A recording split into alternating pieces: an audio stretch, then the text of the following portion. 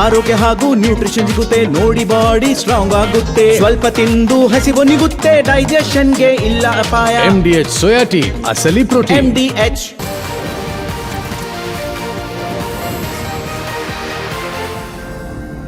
ನಮಸ್ಕಾರ, ಮುಂಜಾನೆ ಮುನ್ನೋಟಕ್ಕೆ ಸ್ವಾಗತ. ನಾನು ಅಶ್ವಿನಿ ದೇವಾಡಿಗ, ನನ್ನ ಜೊತೆ ದಿವಿತ್ ಕೂಡ ಜಾಯಿನ್ ಆಗಿದ್ದಾರೆ. ದಿವಿತ್, ವೆಲ್ಕಮ್. ಇವತ್ತಿನ ಮುಂಜಾನೆ ಮುನ್ನೋಟದಲ್ಲಿ ಬಹಳ ದಿನಗಳಿಂದಲೂ ಕೂಡ ನಾವು ಚರ್ಚೆ ಮಾಡ್ತಾ ಇದ್ದಂಥ ವಿಚಾರ ಅದೇ ಈ ಅನ್ನದಾತರ ಹೋರಾಟ ವಿಚಾರ. ಈ ಅನ್ನದಾತರ ಭೂಮಿಗಾಗಿ ಹೋರಾಟ ಅನ್ನುವಂಥದ್ದು ಇವತ್ತು ನಿನ್ನೆಯಿಂದ ಅಲ್ಲ, ಈ ಬ್ರಿಟಿಷರ ಕಾಲದಿಂದಲೂ ಕೂಡ ಹೋರಾಟ ನಡ್ಕೊಂಡೇ ಬಂದಿದೆ. ಅಂದಿನಿಂದಲೂ ಕೂಡ ರೈತರು ತಮ್ಮ ಭೂಮಿಗಾಗಿ, ತಮ್ಮ ಹಕ್ಕಿಗಾಗಿ ಹೋರಾಟವನ್ನು ನಡೆಸ್ಕೊಂಡೇ ಬಂದಿದ್ದಾರೆ. ಆದರೆ ಅವತ್ತಿನಿಂದ ಇವತ್ತಿನವರೆಗೂ ಏನಾದರೂ ಕಾಲಮಾನಗಳು, ಪರಿಸ್ಥಿತಿಗಳು ಬದಲಾದ್ವಾ ಅಂತ ಕೇಳಿದ್ರೆ ಬಹುಶಃ ಬದಲಾವಣೆಗಳು ಆಗಿಲ್ಲ ಅನ್ನುವಂಥ ರೀತಿಯಲ್ಲಿ ಭಾಸವಾಗ್ತಾ ಇದೆ. ಅಂಥದ್ದೇ ಒಂದಷ್ಟು ಘಟನೆಗಳು ಕೂಡ ಇತ್ತೀಚಿನ ದಿನಗಳಲ್ಲಿ ನಡೆದಿದೆ. ಅದೇ ವಿಚಾರ ಇವತ್ತು ನಮ್ಮ ಜನಾಭಿಪ್ರಾಯದ ವಿಚಾರ ಕೂಡ ಹೌದು. ಅದೆಲ್ಲವನ್ನು ಕೂಡ ಮಾತಾಡ್ತಾ ಹೋಗೋಣ. ಬಿಡದಿ ಟೌನ್ಶಿಪ್ ವಿರೋಧಿಸಿ ರೈತರು ಹೋರಾಟವನ್ನು ನಡೆಸ್ತಾನೆ ಇದ್ದಾರೆ. 500 ದಿನಗಳು ಹೆಚ್ಚಾಯಿತು ಈ ಹೋರಾಟ ಶುರುವಾಗಿ. ಆದರೆ ಈ ಹೋರಾಟದಲ್ಲಿ ಭಾಗಿಯಾಗಿದ್ರಲ್ವಾ ಆ ರೈತರಿಗೆ ಈಗ ಕಾನೂನು ಸಂಕಷ್ಟ.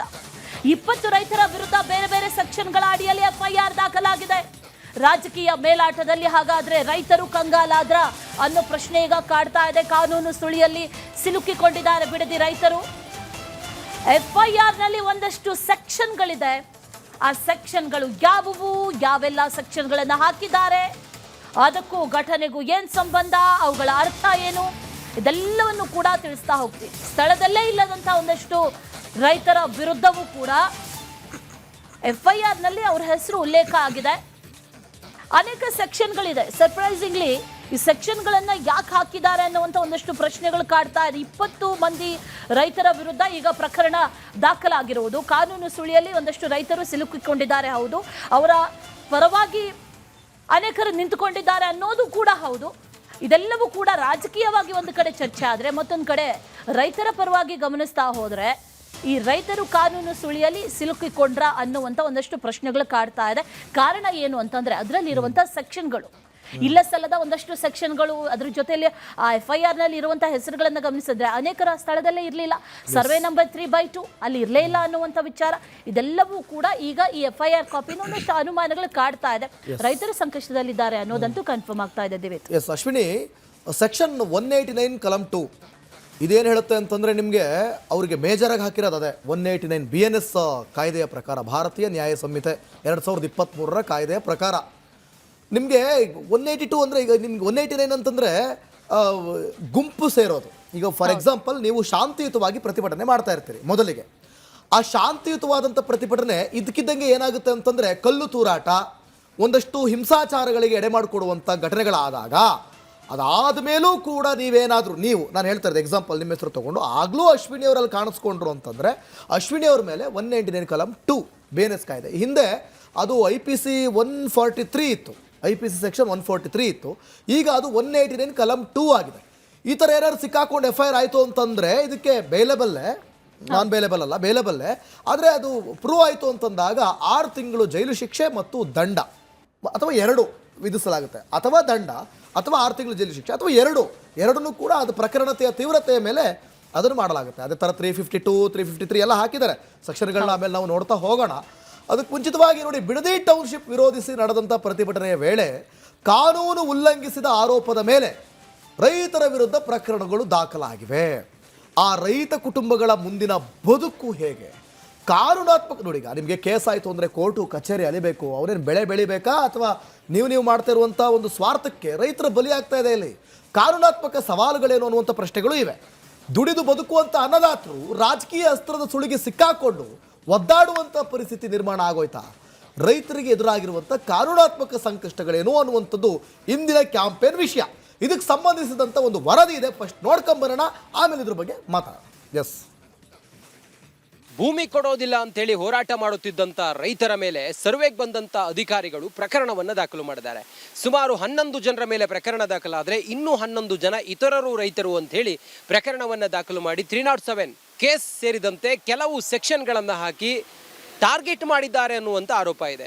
ಉಳುಮೆ ಮಾಡ್ತಿದ್ದ, ಪಶು ಸಾಕ್ತಾ ಇದ್ದ, ಅಥವಾ ಇನ್ನೇನೋ ಕೃಷಿ ಚಟುವಟಿಕೆ ಮಾಡ್ತಾ ಇದ್ದ, ದೇಶದ ಜನರಿಗೆ ಅನ್ನ ಹಾಕ್ತಾ ಇದ್ದಂಥ ರೈತನ ಮೇಲೆ ಕೇಸ್ ದಾಖಲು ಮಾಡಿ ಅವರನ್ನು ಜೈಲಿಗೆ ಕಳಿಸುವಂತ ಪ್ರಯತ್ನ ರೈತರು ಏನು ಹೇಳ್ತಾರೆ ಇದನ್ನ ಇವತ್ತಿನ ಸಂಪೂರ್ಣ ಕ್ಯಾಂಪೇನ್ನಲ್ಲಿ ನಾವು ನಿಮ್ಮ ಮುಂದೆ ತೆರೆದಿಡ್ತೀವಿ.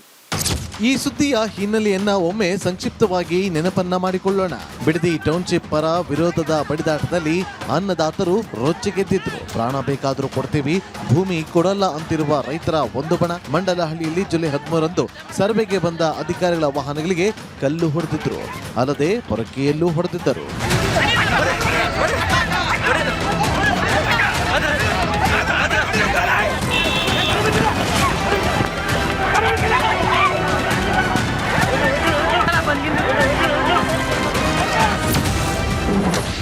ಸರ್ಕಾರಿ ಅಧಿಕಾರಿಗಳ ಮೇಲೆ ದಾಳಿ.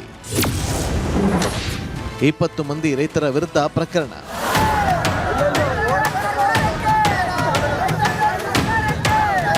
ರೈತರಿಂದ ದಾಳಿ ಕುರಿತು ಪೊಲೀಸರು 11 ರೈತ ಮುಖಂಡರು ಸೇರಿ 20 ಜನರ ವಿರುದ್ಧ ಪ್ರಕರಣ ದಾಖಲಿಸಿಕೊಂಡಿದ್ದಾರೆ. ರೈತರ ವಿರುದ್ಧ 22ಕ್ಕೂ ಹೆಚ್ಚು ಸೆಕ್ಷನ್ಗಳ ಅಡಿಯಲ್ಲಿ 2 ಪ್ರತ್ಯೇಕ ಎಫ್ಐಆರ್ಗಳು ದಾಖಲಾಗಿದೆ.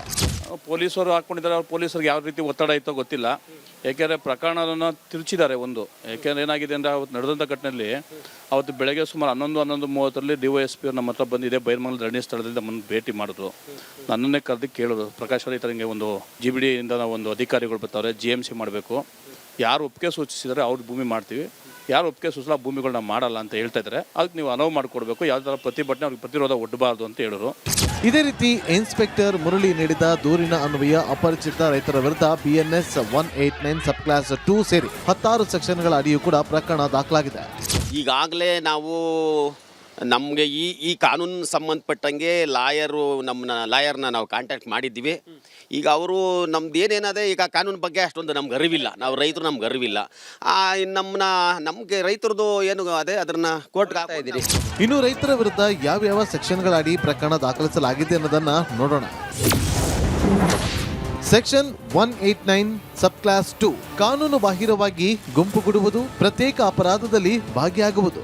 ಸೆಕ್ಷನ್ 352 ಶಾಂತಿ ಭಂಗ ಅಥವಾ ಹಿಂಸಾಚಾರ ಪ್ರಚೋದಿಸುವುದು, ಉದ್ದೇಶಪೂರ್ವಕವಾಗಿ ಅವಮಾನ ಮಾಡುವುದು.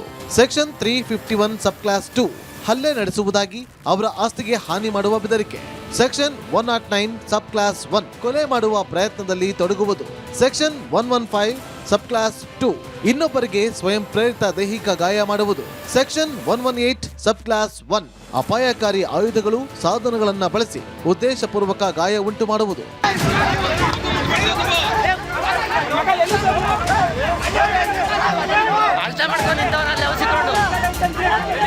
ಹಾಗಿದ್ರೆ ರೈತರಿಗೆ ಎದುರಾಗಿರುವ ಕಾನೂನು ಸಂಕಷ್ಟ ಎಷ್ಟು ಗಂಭೀರವಾಗಿದೆ ಅನ್ನೋ ಬಗ್ಗೆ ಹಿರಿಯ ವಕೀಲರು ವಿವರಿಸಿದ್ದು ಹೀಗೆ.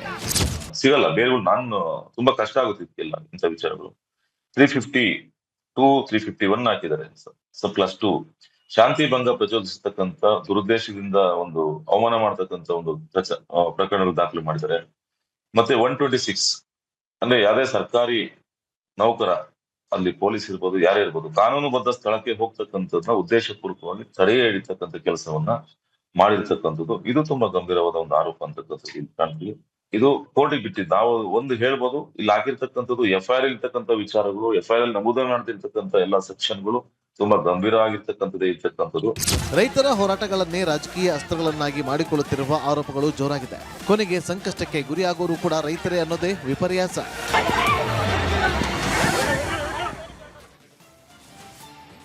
ರೈಟ್, ರೈತರಿಗೆ ಸಂಕಷ್ಟ ಎದುರಾಗಿದೆ ಅನ್ನೋದು ಅಷ್ಟೇ ಸತ್ಯ. ಅದರ ಜೊತೆಯಲ್ಲಿ ಇಲ್ಲಿ ಆಗಿರುವಂತಹ ಘಟನೆ ನಿಜಕ್ಕೂ ಕೂಡ ಖಂಡನೀಯ. ಅದನ್ನ ಸಮರ್ಥನೆ ಅಂತೂ ಮಾಡಿಕೊಳ್ಳುವಂತ ವಿಚಾರ ಇಲ್ಲ. ಆದ್ರೆ FIR ಕಾಪಿಯನ್ನ ಗಮನಿಸ್ತಾ ಇದ್ದಂತ ಸಂದರ್ಭದಲ್ಲಿ ಇದ್ದೀವಿ, ನನಗೆ ಬಹಳ ಸರ್ಪ್ರೈಸಿಂಗ್ ಅನ್ಸಿದ್ದು, ನೀವು 189 ಬಗ್ಗೆ ಮೆನ್ಷನ್ ಮಾಡಿದ್ರಿ, ಸಬ್ ಕ್ಲಾಸ್ 1. ಅದನ್ನ ನೋಡಿದಂತ ಸಂದರ್ಭದಲ್ಲಿ ಗುಂಪುಗೂಡೋದು ಅನ್ನುವಂಥದ್ದಿದೆ. ಅಂದ್ರೆ ಗುಂಪುಗೂಡಿ ಈ ರೀತಿ ಘಟನೆಗಳನ್ನು ಮಾಡೋದು. ಅಲ್ಲಿ ಗುಂಪುಗೂಡೋದು ಅಲ್ಲಿ ಪ್ರೊಹಿಬಿಟೆಡ್ ಅನ್ನೋದಿದ್ರೆ, ಅಂದ್ರೆ 144 ಸೆಕ್ಷನ್ ಆಗಿದ್ಯಪ್ಪ, ಹಾಗಾಗಿ ನೀವು ಗುಂಪುಗೂಡಿದ್ರಿ ಅಂತ ಹೇಳೋದಾಗಿದ್ರೆ ಓಕೆ, ವೆಲ್ ಅಕ್ಸೆಪ್ಟೆಡ್ ಅಂತ ಹೇಳ್ಬೋದಿತ್ತು. ಆದ್ರೆ ಅಲ್ಲಿ ಗುಂಪುಗೂಡೋದಕ್ಕೆ ಯಾವುದೇ ರೀತಿಯ ನಿರ್ಬಂಧನೆಗಳಿರಲಿಲ್ಲ, ಅಂಥದ್ದು ಯಾವುದೂ ಕೂಡ ಇಲ್ಲ. ನನಗೆ ಬಹಳ ಸರ್ಪ್ರೈಸಿಂಗ್ ಅನ್ಸಿದ್ದು 109 ಕ್ಲಾಸ್ 1. ಇದು ಬಹಳ ಸರ್ಪ್ರೈಸಿಂಗ್ ಅನ್ಸಿದ್ದು. ಅಂದ್ರೆ ಕೊಲೆಗೆ ಯತ್ನ ಅನ್ನುವಂಥದ್ದು ಇದೆಯಲ್ಲ, ಅಲ್ಲಿದ್ದು ಪೊರಕೆ ಕಲ್ಲು, ಹೌದು, ಕಲ್ಲಿನಿಂದ ಹೊಡೆದ್ರೆ ಸಾಯ್ತಾರ, ಹೌದು, ಒಪ್ಕೊಳ್ಳುವಂಥ ವಿಚಾರ. ಆದ್ರೆ ಪೊರಕೆಯಿಂದ ಹೊಡೆದ್ರೆ ನಮ್ಮನೆ ಜಿರಳೆನೂ ಸಾಯಲ್ಲ, ಅಂಥದ್ರಲ್ಲಿ ಪೊರಕೆಯಿಂದ ಹೊಡೆದ್ರೆ ಸಾಯ್ತಾರೆ ಅನ್ನುವಂಥ ಈ ಸೆಕ್ಷನ್ ಅನ್ನ ಹಾಕಿರೋದಿದೆಯಲ್ಲ, ಅನ್ವಾಂಟೆಡ್ಲಿ ಇದನ್ನ ತುರ್ಕಿದಾರ ಕರ್ತವ್ಯಕ್ಕೆ ಅಡ್ಡಿ ಒಪ್ಕೊಳ್ಳೋಣ, ನಾವು ಇಲ್ಲ ಅಂತ ಹೇಳಲ್ಲ. ಯಾಕಂತಂದ್ರೆ ಈಗ ಉದಾಹರಣೆಗೆ ನಾವು ಎಕ್ಸಾಂಪಲ್, ನಾವು ಇದೇ ಮಾಧ್ಯಮದಲ್ಲಿ ಕುತ್ಕೊಂಡು GB ಅಧಿಕಾರಿಗಳ ಮೇಲೆ ಹಲ್ಲೆ ಆದಾಗ ಅದು ಯಾವ ರೀತಿ ಅದು ತಪ್ಪು ಅಂತ ನಾವು ಹೇಳ್ತಾ ಇದ್ದೀವಿ. ಸೊ ನಿಮಗೆ ಅಧಿಕಾರಿಗಳು ಬಂದಂಥ ಸಂದರ್ಭದಲ್ಲಿ ಅದು ಅವ್ರ ಮೇಲಧಿಕಾರಿಗಳಿಂದ ಆದೇಶ ಇರುತ್ತೆ, ಅವ್ರ ಕೆಲಸ ಅವ್ರು ಮಾಡೋದಕ್ಕೆ ಬಂದಂಥ ಸಂದರ್ಭದಲ್ಲಿ ನೀವು ಅವರ ಆಸ್ತಿ ಪಾಸ್ತಿ ನೋಡಿ, ಅದು ಸರ್ಕಾರದ ಆಸ್ತಿ ಯಾವುದು ವೆಹಿಕಲ್, ಅದನ್ನ ನಾಶ ಮಾಡುವಂಥದ್ದು, ಹಲ್ಲೆ ಮಾಡುವಂಥದ್ದು, ಆಮೇಲೆ ಪೊರಕೆ ತಗೊಂಡು ಹೊಡೆಯುವಂಥದ್ದು, ಕಲ್ಲು ತೂರಾಟ ಮಾಡುವಂಥದ್ದು, ಇಟ್ಸ್ ಎ ಕ್ರೈಮ್ ಆಕ್ಟಿವಿಟೀಸ್ ಅದರೊಳಗೆ ಬರುತ್ತೆ. ಇದೆಲ್ಲ ಆ ಸೆಕ್ಷನ್ ಒಳಗೆ ಅಲ್ಲಿ ಆ ಸೆಕ್ಷನ್ಗಳಲ್ಲಿ. ಆದರೆ ನಮ್ಮ ಪ್ರಶ್ನೆ ಏನು, ಒಂದಕ್ಕೆರಡು ಸೇರ್ಸೋದು ಅಂತಾರಲ್ಲ, ಹಂಗಾಗಿದೆ ಅಂತ ಈಗ ಅಶ್ವಿನಿ ಅವ್ರು ಹೇಳ್ದಂಗೆ ನೋಡಿದ್ರೆ ತುರುಕದಂಗೆ ಅನಿಸ್ತಾ ಇದೆ. ಫಾರ್ ಎಕ್ಸಾಂಪಲ್ 74 ಶೀಲಭಂಗಕ್ಕೆ ಯತ್ನ ಅಂತ ಇದೆ. ಇದು ಬಹಳ ಸರ್ಪ್ರೈಸಿಂಗ್ ಆಗಿದೆ. ಅಲ್ಲಿ ಯಾರ ಶೀಲಭಂಗಕ್ಕೆ ಯತ್ನ ಅನ್ನುವಂತ ಒಂದಷ್ಟು ಪ್ರಶ್ನೆಗಳು ಈಗ ಕಾಡ್ತಾ ಇದೆ. ರೈತರನ್ನ ಇಕ್ಕಟ್ಟಿನಲ್ಲಿ ಸಿಲುಕಿಸುವಂತ ಯತ್ನಗಳೇನಾದ್ರೂ ನಡೀತಾ ಇದೆಯಾ, ಪ್ರಶ್ನೆಗಳು ಸರ್ವೇ ಸಾಮಾನ್ಯವಾಗಿ FIR ಕಾಪಿ ನೋಡಿದ್ರೆ ಅನಿಸುತ್ತೆ. ಎನಿವೇಸ್, ರಿಪಬ್ಲಿಕ್ ಕನ್ನಡದ ಧ್ಯೇಯ ವಾಕ್ಯ ನಿಮ್ಮ ಧ್ವನಿ, ಹಾಗಾಗಿ ನಿಮ್ಮ ಧ್ವನಿ ಬಹಳ ಮುಖ್ಯ. ಜನರ ಅಭಿಪ್ರಾಯಕ್ಕೆ ಇದು ಒಂದು ಮುಕ್ತ ವೇದಿಕೆ. ರಿಪಬ್ಲಿಕ್ ಕನ್ನಡ ಅದನ್ನ ಒದಗಿಸಿಕೊಡ್ತಾ ಇದೆ. ನೀವು ಕೂಡ ನಿಮ್ಮ ಅಭಿಪ್ರಾಯ ಏನು ಇದ್ರ ಬಗ್ಗೆ ತಿಳಿಸಬಹುದು. ಕರೆ ಮಾಡಿ ತಿಳಿಸಿ. ನಂಬರ್ ಕೂಡ ಡಿಸ್ಪ್ಲೇ ಆಗ್ತಾ ಇದೆ ಸ್ಕ್ರೀನ್ ಮೇಲೆ. ಅದಷ್ಟೇ ಅಲ್ಲ, ವಾಟ್ಸಪ್ ಕೂಡ ಮಾಡಬಹುದು. ಒಂದು 2 ಲೈನಲ್ಲಿ ನಿಮ್ಮ ಅಭಿಪ್ರಾಯ ಏನು ಅನ್ನುವಂಥದ್ದನ್ನ ಬರೆದು ನಮಗೆ ಕಳಿಸಿ. ಅಷ್ಟೇ ಅಲ್ಲ, ಸೋಷಿಯಲ್ ಮೀಡಿಯಾ X ಖಾತೆಯಲ್ಲೂ ಕೂಡ ನಿಮ್ಮ ಅಭಿಪ್ರಾಯಗಳನ್ನ ನೀವು ಹಂಚಿಕೊಳ್ಳಬಹುದು. ಕಾನೂನು ಸುಳಿಯಲ್ಲಿ ರೈತರು ಸಿಲುಕಿ ಹಾಕ್ಸಿದ್ರ ಅಥವಾ ಸಿಲುಕಿ ಹಾಕಿಸುವಂತ ಪ್ರಯತ್ನಗಳೇ ನಡೀತಾ, ನಿಮ್ಗೇನ್ ಅನ್ಸುತ್ತೆ, ನಿಮ್ಮ ಅಭಿಪ್ರಾಯ ಏನು ಅನ್ನುವಂಥದ್ದನ್ನ ನೀವು ನಮಗೆ ನಿಮ್ಮ ಅಭಿಪ್ರಾಯವನ್ನ ಹಂಚಿಕೊಳ್ಬಹುದು. ಬಹಳ ಮುಕ್ತವಾಗಿ ಹಂಚಿಕೊಳ್ಬಹುದು. ಇದ್ರ ಬಗ್ಗೆ ನಿಮ್ಮ ಅಭಿಪ್ರಾಯವನ್ನ ಮಿಸ್ ಮಾಡದೆ ಕರೆ ಮಾಡಿ ತಿಳಿಸಿ, ವಾಟ್ಸಪ್ ಮಾಡಿ, X ಖಾತೆಯಲ್ಲೂ ಕೂಡ ಮೆಸೇಜ್ ಮಾಡಿ ಹಂಚಿಕೊಳ್ಳಬಹುದು. ಏನಾಗ್ತಾ ಇದೆ ಹಾಗಾದ್ರೆ, ರೈತರ ಮೇಲೆ ಒಂದು ರೀತಿಯಲ್ಲಿ ದಬ್ಬಾಳಿಕೆ ಆಗ್ತಾ ಇದೆಯಾ, ಕಾನೂನು ಸುಳಿಯಲ್ಲಿ ಸಿಲುಕಿಸುವಂತ ಪ್ರಯತ್ನಗಳು ಆಗ್ತಾ ಇದೆಯಾ ಅನ್ನೋ ಪ್ರಶ್ನೆ. ಎಸ್, ಈಗ ರಿಪಬ್ಲಿಕ್ ಕನ್ನಡ FIR ದಾಖಲಾದಂಥ ರೈತರನ್ನ ಮಾತನಾಡಿಸಿದೆ. ಅವರಲ್ಲಿ ಪ್ರಮುಖವಾಗಿ ರೈತರು, ಹೋರಾಟಗಾರರು, ಈ ಪ್ರಕರಣದಲ್ಲಿ A1 ಆರೋಪಿ ಪ್ರಕಾಶ್ ಅವ್ರು ಮಾತನಾಡಿದ್ದಾರೆ. ಪೊಲೀಸರು ಪ್ರಕರಣವನ್ನು ದಾಖಲಿಸಿದ್ಯಾಕೆ ಮತ್ತು ಅವರ ಅಭಿಪ್ರಾಯ ಏನು ಅಂತ ಅವರು ಕೂಡ ಹೇಳಿದ್ದಾರೆ. ನೋಡೋಣ ಅವ್ರು ಏನು ಹೇಳಿದ್ದಾರೆ ನೋಡೋಣ. ಈ ಕಾನೂನು ಹೋರಾಟವನ್ನು ಮಾಡೋದಕ್ಕೆ ಸಿದ್ಧವಾಗಿದ್ದಾರೆ ಅನ್ನೋದ್ರ ಬಗ್ಗೆ ಮಾತಾಡ್ಸೋದಕ್ಕೆ ಪ್ರಕರಣ ದಾಖಲಾಗಿ A1 ಆರೋಪಿ ನನ್ನ ಜೊತೆಲಿದ್ದಾರೆ. ಸರ್, ತಮ್ಮ ಹೆಸರೇನು ಸರ್? ಸರ್, ನನ್ನ ಹೆಸರು ಪ್ರಕಾಶ್ ಅಂತ. ತಾವು A1 ಆರೋಪಿಯಾ ಇದರಲ್ಲಿ? ಹೌದು, ನಾನು A1 ಆರೋಪಿ. ಒಟ್ಟು ಎಷ್ಟು ಜನರ ಮೇಲೆ ಪ್ರಕರಣ ದಾಖಲಾಗಿದೆ ಸರ್? ಈಗ 11 ಜನ ಹೆಸರು ಸೂಚಿಸಿದ್ದಾರೆ. ಉಳಿಕೆ 11 ಜನನ ಇತರೆ ಅಂತ ಹಾಕೊಂಡಿದ್ದಾರೆ. ಆ ಇತರೆ ಅಂತ ಹಾಕೊಳ್ಳೋ ಉದ್ದೇಶ ಏನಂತಾರೆ, ಯಾರು ಈಗ ಒಂದು ಹೋರಾಟಕ್ಕೆ ಮುಂಚೂಣಿದ್ದಾರೆ, ಯಾರು ಸ್ವಲ್ಪ ಪ್ರಬಲವಾಗಿ ಹೋರಾಟ ಮಾಡ್ತಾರೆ ಅಂಥವ್ರು ಇತರನ್ನು ಸೇರಿಸ್ಕೊಳ್ಳೋ ಉದ್ದೇಶಕ್ಕೋಸ್ಕರ ಇತರೆ ಅಂತ ಹಾಕ್ಕೊಂಡಿದ್ದಾರೆ. ಪೊಲೀಸರು ಹಾಕ್ಕೊಂಡಿದ್ದಾರೆ. ಅವ್ರು ಪೊಲೀಸರಿಗೆ ಯಾವ ರೀತಿ ಒತ್ತಡ ಇತ್ತೋ ಗೊತ್ತಿಲ್ಲ. ಏಕೆಂದರೆ ಪ್ರಕರಣವನ್ನು ತಿರುಚಿದ್ದಾರೆ. ಏಕೆಂದರೆ ಏನಾಗಿದೆ ಅಂದರೆ, ಅವತ್ತು ನಡೆದಂಥ ಘಟನೆಯಲ್ಲಿ ಅವತ್ತು ಬೆಳಗ್ಗೆ ಸುಮಾರು 11:30 DYSP ನಮ್ಮ ಹತ್ರ ಬಂದಿದೆ. ಬೈರ್ಮಂಗಲ ಧರಣಿ ಸ್ಥಳದಲ್ಲಿ ನಮ್ಮನ್ನು ಭೇಟಿ ಮಾಡಿದ್ರು. ನನ್ನನ್ನೇ ಕರೆದು ಕೇಳಿದ್ರು, ಪ್ರಕಾಶ್ ಈ ಥರ ಹಿಂಗೆ ಒಂದು GBD ಇಂದ ನಾವು ಒಂದು ಅಧಿಕಾರಿಗಳು ಬರ್ತಾರೆ, GMC ಮಾಡಬೇಕು, ಯಾರು ಒಪ್ಪಿಗೆ ಸೂಚಿಸಿದರೆ ಅವ್ರ ಭೂಮಿ ಮಾಡ್ತೀವಿ, ಯಾರು ಒಪ್ಪಿಗೆ ಸೂಚಿಸಲ್ಲ ಭೂಮಿಗಳನ್ನ ಮಾಡಲ್ಲ ಅಂತ ಹೇಳ್ತಾ ಇದ್ದಾರೆ. ಅದಕ್ಕೆ ನೀವು ಅನುವು ಮಾಡಿಕೊಡ್ಬೇಕು, ಯಾವ ಥರ ಪ್ರತಿಭಟನೆ ಅವ್ರಿಗೆ ಪ್ರತಿರೋಧ ಒಡ್ಡಬಾರ್ದು ಅಂತ ಹೇಳಿದ್ರು. ನಾವು DYSPಗೆ ಮನವಿ ಮಾಡಿದ್ವಿ.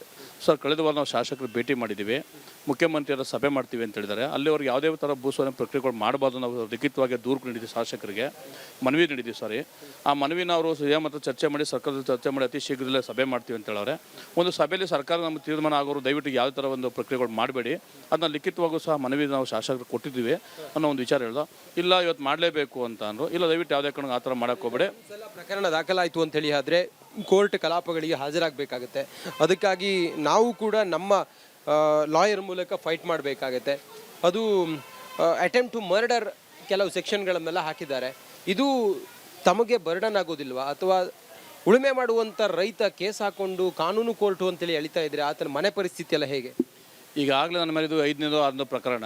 ಯಾಕಂದರೆ ಈ ಭೂಸ್ವಾಧೀನಕ್ಕೆ ಹೊರಟಾಗಿಂದನೂ ಪೊಲೀಸ್ ಇಲಾಖೆನ ಇಟ್ಟುಕೊಂಡು ಹೋರಾಟಗಾರನ ಹತ್ತಿಕ್ಕಕ್ಕೆ ಅವ್ರು ಇರೋದೊಂದು ಅಸ್ತ್ರ ಅಂದರೆ ಒಂದು 2 ಅಸ್ತ್ರ. ಒಂದು ಪೊಲೀಸ್ ಇಲಾಖೆ, ಮತ್ತೊಂದು ಗುಂಪನ್ನು ಹೊಡೆಯುವಂಥದ್ದು, ಅಥವಾ ನಮ್ಮ ರೈತರುಗಳಲ್ಲಿ ಡಿವೈಡಿಂಗ್ ಆ್ಯಂಡ್ ರೂಲ್ ಪಾಲಿಸಿ ಮಾಡುವಂಥದ್ದು. ಈ ಎರಡನ್ನೂ ತುಂಬ ಚೆನ್ನಾಗಿ GBD ಅಧಿಕಾರಿಗಳು, GBD ಸಂಬಂಧಪಟ್ಟ ಸರ್ಕಾರ ಇದನ್ನು ತುಂಬ ಚೆನ್ನಾಗಿ ನಿರ್ವಹಿಸ್ತಾ ಇದೆ. ಆದರೆ ಪ್ರಕರಣದ ಹಿನ್ನೆಲೆ ಏನಾಗಿದೆ ಅಂತ ಅಂದರೆ, ಪ್ರಕರಣ ನಡೆದ ಸ್ಥಳದಲ್ಲೇ ಇರಲಿಲ್ಲ. ಮೊದಲನೇದಾಗಿ ಆ ಸಮಯದಲ್ಲಿ GBD ಅಧಿಕಾರಿ ಒಬ್ಬರು ಉನ್ನತ ಅಧಿಕಾರಿ ಒಬ್ಬರು ಪ್ರದೀಪ್ ಅಂತ, ಮತ್ತು ಕನಕಪುರದ ಒಬ್ಬರು ಸರ್ಕಲ್ ಇನ್ಸ್ಪೆಕ್ಟರ್ ಗಿರೀಶ್ ಅನ್ನೋರ ಜೊತೆ ಕೆಲವು ಪೊಲೀಸ್ ಅಧಿಕಾರಿ ವಿಚಾರ ಚರ್ಚೆ ಮಾಡ್ತಾಯಿದ್ದೋ. ಸರ್, ಈ ಥರ ಪರಿಸ್ಥಿತಿ ಇದೆ, ನೀವು ಒಂದು ವೇಳೆ ಮಾಡೋದೇ ಒಂದು ವೇಳೆ ಸತ್ಯ ಅಂದರೆ ಸರಿ ಅವ್ರದೇ ಮಾಡ್ತೀವಿ, ನಮ್ಗೆ ಮಾಡೋಣ ಅಂದರೆ ಒಂದು ಜಿಲ್ಲಾಧಿಕಾರಿ GBD ಅಧಿಕಾರಿಯಿಂದ ಯಾರು ಭೂಮಿನ ಒಪ್ಪಿಗೆ ಸೂಚಿಸಿ ಅವ್ರ ಭೂಮಿ ನಾವು GMC ಮಾಡ್ತೀವಿ, ಉಳಿಕೆ ಜಮೀನುಗಳು ಮಾಡಲ್ಲ ಅನ್ನೋದನ್ನು ನಮಗೊಂದು ನಿಬಾರಹ ನೀಡಿ, ಅವಾಗ ನಮಗೊಂದು ನಿರಾಳ ಆಗುತ್ತೆ. ಯಾಕಂದರೆ ಮಧ್ಯೆ ನಮ್ಮದು ಇದೆ ಅದು ಇದೆ, ಗೊಂದಲಗಳು ಕ್ರಿಯೇಟ್ ಆಗುತ್ತೆ. ನಮ್ಮ ಜಮೀನು ಮೇಲೆ ದಾಟ ಅವ್ರು ಹೋಗ್ಬೇಕು, ಅವ್ರ ಜಮೀನು ದಾಟ ನಾವು ಹೋಗ್ಬೇಕು. ಕೆಲವು ಜಮೀನು ಒಪ್ಪಿಗೆ ಕೊಡೋರು ಎಲ್ಲ ಅಕ್ಕಪಕ್ಕ ಇರೋ ಬದುಗಳಿರೋದ್ರಿಂದ ನಮ್ಗೆ ಈ ಥರದ ತೊಂದರೆಗಳಾಗೋದು ನಮ್ಗೊಂದು ಲಿಖಿತವಾಗಿ ಒಂದು ಮಾಹಿತಿ ಕೊಟ್ಬಿಡಿ, ನಾವು ಅದಕ್ಕೆ ವಿರೋಧ ಮಾಡಲ್ಲ ಅಂತ ತುಂಬ ರಿಕ್ವೆಸ್ಟ್ ಮಾಡ್ಕೊಂಡ್ವಿ. ಈ ಸಮಯದಲ್ಲಿ ರಿಕ್ವೆಸ್ಟ್ ಮಾಡ್ಕೊಂಡು ಸಭೆ ನಡೀತಾ ಇದ್ದರಿಂದ ಒಂದು 500-600 ಮೀಟರ್ ದೂರದಲ್ಲಿ ಅಲ್ಲಿಂದೇನು ಬೇರೆ ದಾರಿಯಿಂದ ಒಂದಷ್ಟು ಜನ JMC ಅಧಿಕಾರಿಗಳು ಬಂದು ಅಲ್ಲೊಂದು JMC ಮಾಡೋಕ್ಕೆ ಒಂದಿಷ್ಟು ಜನ ಪೊಲೀಸ್ ಇಟ್ಕೊಂಡು ಮಾಡೋಕ್ಕೆ ಹೋಗಿದ್ದಾರೆ. ಆ ಸಮಯದಲ್ಲಿ ನಮ್ಮ ಮಹಿಳೆಯರು ಹೋಗಿ ಅಲ್ಲಿ ಒಂದು ವಿರೋಧ ಮಾಡಿದ್ದಾರೆ. ಆ ಸಮಯದಲ್ಲಿ ಕೆಲವೊಂದು ಅಲ್ಲಿದ್ದಂಥ ಕೆಲವು JMC ಬಂದಂಥ ಅಧಿಕಾರಿಗಳ ಜೊತೆ ಕೆಲವು ಪುಡುಗಾಡುಗಳು ಸೇರ್ಕೊಂಡಿದ್ದಾರೆ. ಪ್ರಕರಣ 11 ಜನರ ಮೇಲೆ ದಾಖಲಾಗಿದೆಯಲ್ಲ, ಅದರಲ್ಲಿ A1 ಆರೋಪಿ ಪ್ರಕಾಶ್ ಅವರ ಮಾತು. ಕ್ಯಾಮರಾ ಪರ್ಸನ್ ವಿನೋದ್ ಜೊತೆಗೆ ನಾನು ರಂಜಿತ್ ಸೂರ್ಯ, ರಿಪಬ್ಲಿಕ್ ಕನ್ನಡ, ಬಿಡದಿ. ಚಹಾದ ಅಸಲಿ ಟೇಸ್ಟ್ MDHT ಪ್ಲಸ್ ನಿಂದಲೇ ಬರುತ್ತೆ.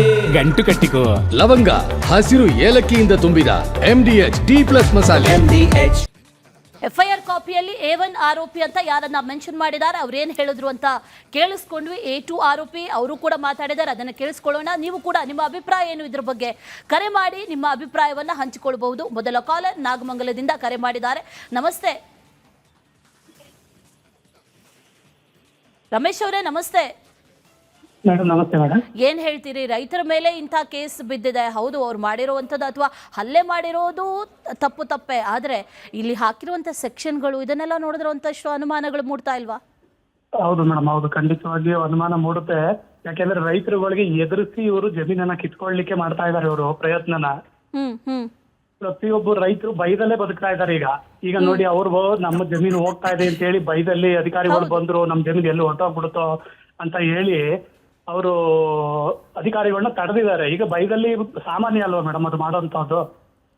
ಜನಗಳಿಗೆ ಏನಿರುತ್ತೆ, ನಮ್ಮದೊಂದು ವಸ್ತುನ ಕಿತ್ಕೊಳ್ತಾ ಇದ್ದಾರೆ ಬಲವಂತವಾಗಿ ಅನ್ನೋದು ಒಂದು ಇದೆಯಲ್ವಾ? ಈಗ ಪ್ರತಿ ಸಾರಿ ಹೇಳ್ತಾರೆ ಇವರು ಬಾಲಕೃಷ್ಣ ಅವರು ಮುಂಚೆ ಎಲ್ಲ ಬೇಡ, ಅಯ್ಯೋ ಇದು ಹಾಗೆ ಹೀಗೆ ಕುಮಾರಸ್ವಾಮಿ ಅವರು ಉಳಿಸ್ಕೊಟ್ರು ಜಮೀನ ಅಂತ ನಿಮ್ಮ ಮೀಡಿಯಾದಲ್ಲೇ ಸುಮಾರು ಸಾರಿ ತೋರಿಸಿದಿರಾ. ಈಗ ಹೇಳ್ತಿದ್ದಾರೆ ಇದು ಕುಮಾರಸ್ವಾಮಿ ಕೂಸು, ನಾವು ಮಾಡ್ತೀವಿ ಇದನ್ನ, ಅವ್ರು ಹುಟ್ಟಾಕಿರೋದು ಅಂತ ಹೇಳ್ತಾರಲ್ಲ. ಈ ಕುಮಾರಸ್ವಾಮಿ ರೈತರು ಸಾಲ ಮನ್ನಾ ಮಾಡಿದ್ದಾರೆ, ಇವತ್ತು ಬರಗಾಲ ಬಂದಿದೆ, ಅವರು ಎಲ್ಲಿ ಇದು ಮಾಡ್ತಾ ಇದ್ದಾರೆ? ಇದ್ರ ಬಗ್ಗೆ ಜನಗಳ ಬಗ್ಗೆ ಇಂಟ್ರೆಸ್ಟ್ ಇಲ್ಲ ಇವರಿಗೆ, ಅಧಿವೇಶನ ಅದು ಇದು ಅನ್ನೋದ್ರ ಬಗ್ಗೆ ಇಂಟ್ರೆಸ್ಟ್ ಇದೆ, ಜನಗಳ ಬಗ್ಗೆ ಒಂದು ಚೂರು ಕೇರ್ ಮಾಡ್ತಾ ಇಲ್ಲ. ಇವತ್ತು ಬರಗಾಲ ಬಂದು ಎಷ್ಟೋ ಜನ ರೈತರು ಆತ್ಮಹತ್ಯೆ ಮಾಡ್ಕೋತಾ ಇದ್ದಾರೆ, ಮಾಡಿರೋ ಸಾಲ ಎಷ್ಟೋ ಜನ ತೀರ್ಸಕ್ ಆಗ್ತಾ ಇಲ್ಲ. ಈ ನಡುವಿನಲ್ಲಿ ಇವರು ಜನಗಳು ಇರೋ ಜಾಗದಲ್ಲಿ ಕೆಲವೊಂದು ರೈತರುಗಳು ಏನಾಗಿದೆ ಮೇಡಮ್, ಈಗ ಅವ್ರು ಹೇಳ್ತಾ ಇದಾರೆ ನಾವು ಕೆಲಸ ಕೊಡ್ತೀವಿ ಜನಗಳಿಗೆ ಅಂತ ಹೇಳ್ತಾರಲ್ಲ, ಇವತ್ತು ಮನೆಯಲ್ಲಿ ಅವ್ರಿಗೆ ಜೀವನಕ್ಕೆ ಏನ್ ಬೇಕೋ ಅದನ್ನ ಮಾಡ್ಕೊಂಡು ತಿಂತಾ ಇದಾರೆ. ಈಗ ಇನ್ನೊಬ್ರ ಹತ್ರ ಕೈ ಒಡ್ಡಿ ಈಗ ಸಂಬಳಕ್ಕೆ ತಿಂಗಳಾದ್ರೆ ಅವ್ರು ಕಾಯ್ಕೊಂಡು ಕೂತ್ಕೊಳಕ್ಕಾಗತ್ತಾ? ನಿಜ ಸರ್, ನಿಜ, 100% ಮಾಡಕ್ಕಾಗಲ್ಲ. ಅವ್ರ ಜೀವನಕ್ಕೆ ಅವ್ರು ಏನ್ ಬೇಕೋ ಅವತ್ತಿನ ಜೀವನ ಏನ್ ಮಾಡ್ಬೇಕು ಅದನ್ನ ಖುಷಿಯಾಗಿ ಮಾಡ್ತಾ ಇದಾರೆ. ಅಂತದನ್ನ ಈಗ ಮನುಷ್ಯ ಬದುಕೋದನ್ನೇ ಕಿತ್ಕೊಂಡ್ಬಿಟ್ರೆ ಬದುಕೋದು ಹೇಗೆ ಸಾಧ್ಯ? ನಿಜ. ಧನ್ಯವಾದ ರಮೇಶ್ ಅವರೇ, ರಿಪಬ್ಲಿಕ್ ಕನ್ನಡ ಜೊತೆ ಮಾತಾಡಿದ್ದಕ್ಕೆ. ನೋಡಿ, ಇವರೆಲ್ಲ ಮಾತನಾಡೋದು ನೋಡ್ತಾ ಇದ್ದಾಗ ಅಶ್ವಿನಿ, ನಿಮಗೆ ಅಸೆಟ್ ಇನ್ ಹ್ಯಾಂಡ್ ಅನ್ನುವಂಥದ್ದು ಇದೆಯಲ್ಲ, ಇದು ನಿಮಗೆ ಲೈಫ್ ಲಾಂಗ್ ತೆಗೆದುಕೊಂಡು ಹೋಗುತ್ತೆ. ಮತ್ತು ಮುಂದಿನ ಪೀಳಿಗೆಗೆ ಅವ್ರ ಮಕ್ಕಳನ್ನು ಬದುಕಿಸೋದಕ್ಕೆ ಅಸೆಟ್ ಇನ್ ಹ್ಯಾಂಡ್ ಅಂತಂದರೆ ಕ್ಯಾಶ್ ಕಮ್ಮಿನ್ ಅಂತ ಅರ್ಥ, ಆಯಿತಾ?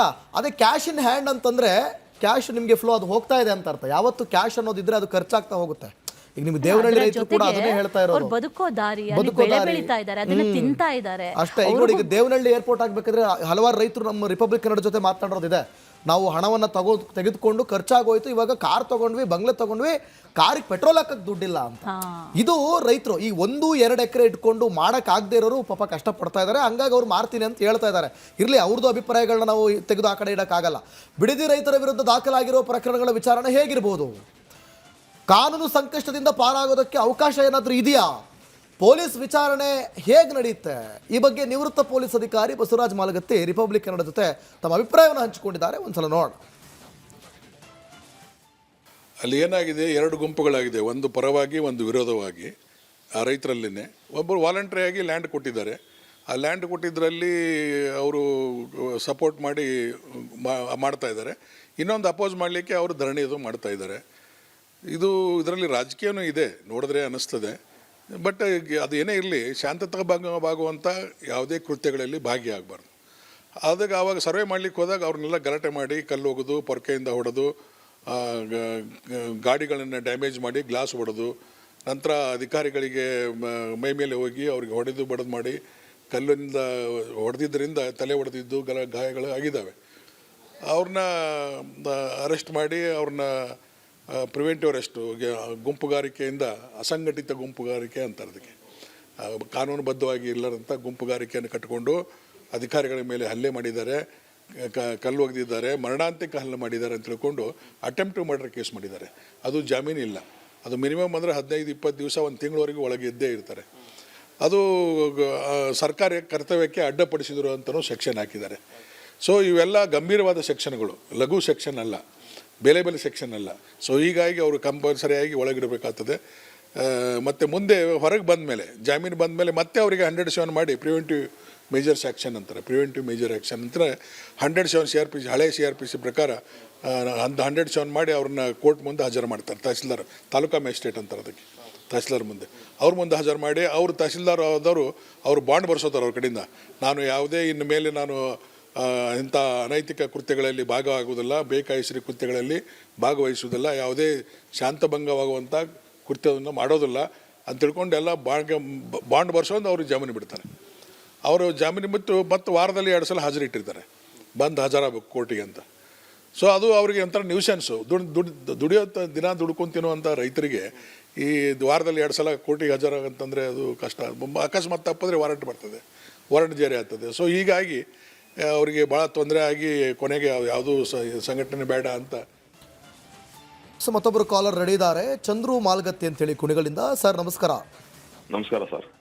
ಚಂದ್ರು ಅವರೇ, ಹೇಳಿ, ಏನು ಹೇಳೋದಕ್ಕೆ ಬಯಸ್ತೀರಿ? ಇವತ್ತು ರೈತರ ಮೇಲೆ ಈ ರೀತಿ FIR ಹಾಕ್ಕೊಂಡು ಅವರಿಗೆ ಅವ್ರ ಕೆಲಸನೇ ಬೇಕಾದಷ್ಟು ಇರುತ್ತೆ, ಮತ್ತು ಕಾನೂನು ಇದರೊಳಗಡೆ ಅಲ್ಲಿ ಹೋಗಬೇಕು, ಕೋರ್ಟು ಕಚೇರಿ ಅಲಿಬೇಕು, ಈಗ ಸುಮಾರು ಕೆಲಸಗಳಿರುತ್ತೆ, ಅದ್ರ ನಡುವೆ ಇದು ಬೇರೆ.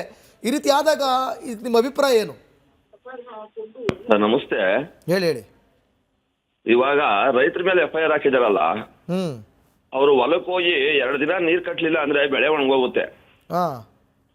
ಈಗ ಯಾರು ಹೋಗಿ ಕಟ್ತಾರೆ? ಇವರು ಸ್ಟೇಷನ್, ಕೋರ್ಟು ಕಳ್ಕೊಂಡಿದ್ರೆ ಇವ್ರು ಯಾರೋ ರಾಜಕೀಯದವ್ರು ಹೋಗಿ ಯಾರಾದ್ರೂ ನೀರು ಕಟ್ತಾರ? ಅದಕ್ಕೆ ಮೇವು ಹಾಕ್ತಾರ, ಗೊಬ್ಬರ ಹಾಕ್ತಾರ ಕರೆಕ್ಟ್ ಅಲ್ವಾ? ಅದನ್ನ ಇವರು ರೈತರ ಬಗ್ಗೆ ಇವ್ರು ಇಷ್ಟೊಂದು ನಾಲ್ಕು ತೋರಿಸ್ತಾ ಇದಾರಲ್ಲ, ಇದರ ಬದಲು ಇವರು MLA ಮೇಲೆ ಹಾಕ್ಲಿ ಹೇಳಿ FIR ಅಲ್ವಾ? ಒಬ್ಬ ರಾಜಕೀಯ ಮೇಲೆ FIR ಹಾಕಲ್ಲ, ಯಾವುದೇ ಒಂದು ತಪ್ಪು ಮಾಡಿದ್ರು. ಇವರು ಹೋಗ್ಬಿಟ್ಟು ರೈತರ ಮೇಲೆ FIR ಹಾಕ್ತಾರೆ. ಅಲ್ಲ, ಅಧಿಕಾರಿಗಳ ಮೇಲೆ ಹಲ್ಲೆ ಮಾಡುವಂಥದ್ದು, ಪೊರಕೆ ಸೇವನೆ, ಕಲ್ಲು ತೂರಾಟ ಮಾಡುವಂಥದ್ದು, ಇದನ್ನ ಸರಿ ಅಂತ ಒಪ್ಕೋತೀರಾ ನೀವು? ಅಲ್ಲ ಸರ್, ಇವ್ರು ಹಿಂದಿಂದ ಹೋಗಿದಾರಲ್ಲ, ಇವ್ರು ವಾಮಮಾರ್ಗವಾಗಿ ಹೋಗಿ ಅಳತೆ ಮಾಡಕ್ ಹೋಗಿದ್ದಾರೆ. ಇವ್ರು ಡೈರೆಕ್ಟ್ ಆಗಿ ಹೋಗ್ಬೇಕಾಯ್ತು. ಅಂತ ಅಧಿಕಾರಿಗಳಾಗಿದ್ರೆ ಇವರು ಪೊಲೀಸ್ನವ್ರು ಮಾತಾಡ್ತಾ ಇದಾರಲ್ವಾ, ಅವ್ರು ಡೈರೆಕ್ಟ್ ಆಗಿ ಹೋಗ್ಬೇಕಾಯ್ತು, ಅವ್ರ ಮುಂದೆನೆ ಹೋಗ್ಬೇಕಾಯ್ತು. ಹಿಂದಿಂದ ಹೋಗಿ ಮಾಡೋ ಅಂಥದ್ದು ಏನಿದೆ? ಎಸ್ ಓಕೆ ಥ್ಯಾಂಕ್ ಯು ಚಂದ್ರ ಅವರೇ, ರಿಪಬ್ಲಿಕ್ ಕನ್ನಡ ಜೊತೆ ಮಾತಾಡೋದಕ್ಕಾಗಿ. ಮತ್ತೊಬ್ಬ ಕಾಲರ್ ಗೋಪಾಲ್ ಕರೆ ಮಾಡಿದ್ದಾರೆ. ಗೋಪಾಲ್ ಅವರೇ ನಮಸ್ತೆ, ಏನ್ ಹೇಳ್ತೀರಿ? ಇಲ್ಲಿ ನಾವು ಗಮನಿಸಬೇಕಾಗಿರೋದು ಮೇಡಮ್, ರೈತರುಗಳು ಬಂದು ಏನು ಅಧಿಕಾರಿಗಳು ಈಗ ಹಲ್ಲೆ ಮಾಡಿದ್ದಾರೆ, ಇದು ಮಾತ್ರ ಹೈಲೈಟ್ ಆಗ್ತಿದೆ. ಆದ್ರೆ ರೈತರುಗಳು ಬದುಕಿ ಆ ಜಮೀನು ಒಂದು ತಮ್ಮ ಭಾವನೆಗಳ ಮುಖಾಂತರ ಅಲ್ಲಿ ಬದುಕಿರ್ತಾರೆ. ಅವ್ರು ಅದನ್ನ ಕಳಿಸ್ಕೊಳ್ಳೋ ಇದು ಎಲ್ಲರಿಗೂ ಕೂಡ ಒಂದು ನೋವಿರುತ್ತೆ. ಇದು ಸಂಬಂಧಪಟ್ಟ ಅಧಿಕಾರಿಗಳಾಗ್ಲಿ, MLA ಆಗ್ಲಿ, ಖುದ್ದು ತಾವು ಬಂದು ಮಾಹಿತಿ ಕೊಟ್ಟು ಅವರಿಗೆ ಒಂದು ಈ ತರದ ಜೀವಿ ನಡೆಯುತ್ತೆ ಅಂತ ಹೇಳಿ ಇನ್ಫಾರ್ಮೇಶನ್ ಕೊಟ್ಟು ನಿಂತ್ಕೊಂಡು ಸರಿದೂಗ್ತಿದ್ರೆ ಪ್ರಕರಣಗಳೇ ಆಗ್ತಿರಲಿಲ್ಲ. ಇದು ಜನಪ್ರತಿನಿಧಿಗಳು ಓಟ್ ಹಾಕ್ಕೊಳ್ಬೇಕಾದ್ರೆ ಬಂದು ನಾವಿದ್ದೀವಿ ಅಂತ ಹೇಳ್ಬೇಕಾದ್ರು ಈ ತರ ಘಟನೆಗಳಾದಾಗ ಯಾಕೆ ರೈತ ಪರ ನಿಲ್ಲಲ್ಲ? ಇಷ್ಟು ಉತ್ತಮವಾದ ಒಂದು ಫಲವತ್ತಾದ ಭೂಮಿನ ಕಳ್ಕೋಬೇಕಾದ್ರೆ ಪ್ರತಿಯೊಬ್ಬರಿಗೂ ನೋವಿರುತ್ತೆ. ಇಲ್ಲಿ ಪ್ರಚೋದನೆ ಕೊಟ್ಟವ್ರು ಯಾರು? ಪ್ರಚೋದನೆಯನ್ನ ಕೊಟ್ಟಿರೋರು ಸರ್ಕಾರ. ಗೋಪಾಲ್ ಅವರೇ ಧನ್ಯವಾದ ರಿಪಬ್ಲಿಕ್ ಕನ್ನಡ ಜೊತೆ ಮಾತಾಡಿದಕ್ಕೆ. ಅಪ್ಪು ಗೌಡ್ರು ರಾಮನಗರದಿಂದ ಕರೆ ಮಾಡಿದ್ದಾರೆ. ಅಪ್ಪು ಅವರೇ ನಮಸ್ಕಾರ. ನಮಸ್ಕಾರ ಸರ್. ಅಪ್ಪು ಅವರೇ, ರೈತರ ಮೇಲೆ ಆಗಿರುವಂತ FIR ಇದ್ರ ಬಗ್ಗೆ ನಿಮ್ಮ ಅಭಿಪ್ರಾಯ ಏನು? ಸರ್, ನಮ್ಮನ್ನ ಕುಂದಿಸೋಕ್ಕೋಸ್ಕರ ಇದನ್ನ ಮಾಡಿದ್ದಾರೆ ಹೊರತು ಯಾವುದೇ ಕಾರಣಕ್ಕೂ ಅಲ್ಲ. ಯಾಕೆ ನಾವು ಓಟ್ ಹಾಕ್ಬಿಟ್ಟು ಇವತ್ತು ನಮ್ಮ ಕಾಲಿಂದ ನಾವು ತಗೊಂಡು ನಾವೇ ಹೊಡ್ಕೊಳ್ಳೋ ರೀತಿ ಆಗ್ಬಿಟ್ಟಿದೆ. ನಮ್ಮ ಸ್ಥಳೀಯ MLA ಸರಿಯಾಗಿದ್ರೆ ನಾವ್ ಇವತ್ತೆಲ್ಲ ಹೋರಾಟ ಮಾಡೋ ರೀತಿನೇ ಇರ್ಲಿಲ್ಲ. ಬಟ್ ಕಾರಣ ಏನಪ್ಪಾ ಅಂದ್ರೆ ಅಲ್ಲಿ ಒಂದು 2,500 ಗೋಮಾಳ ಇದೆ. ಗೋಮಾಳಕ್ಕೆ ಅಪ್ಪನೂ ಇಲ್ಲ ಅವ್ವನೂ ಇಲ್ಲ.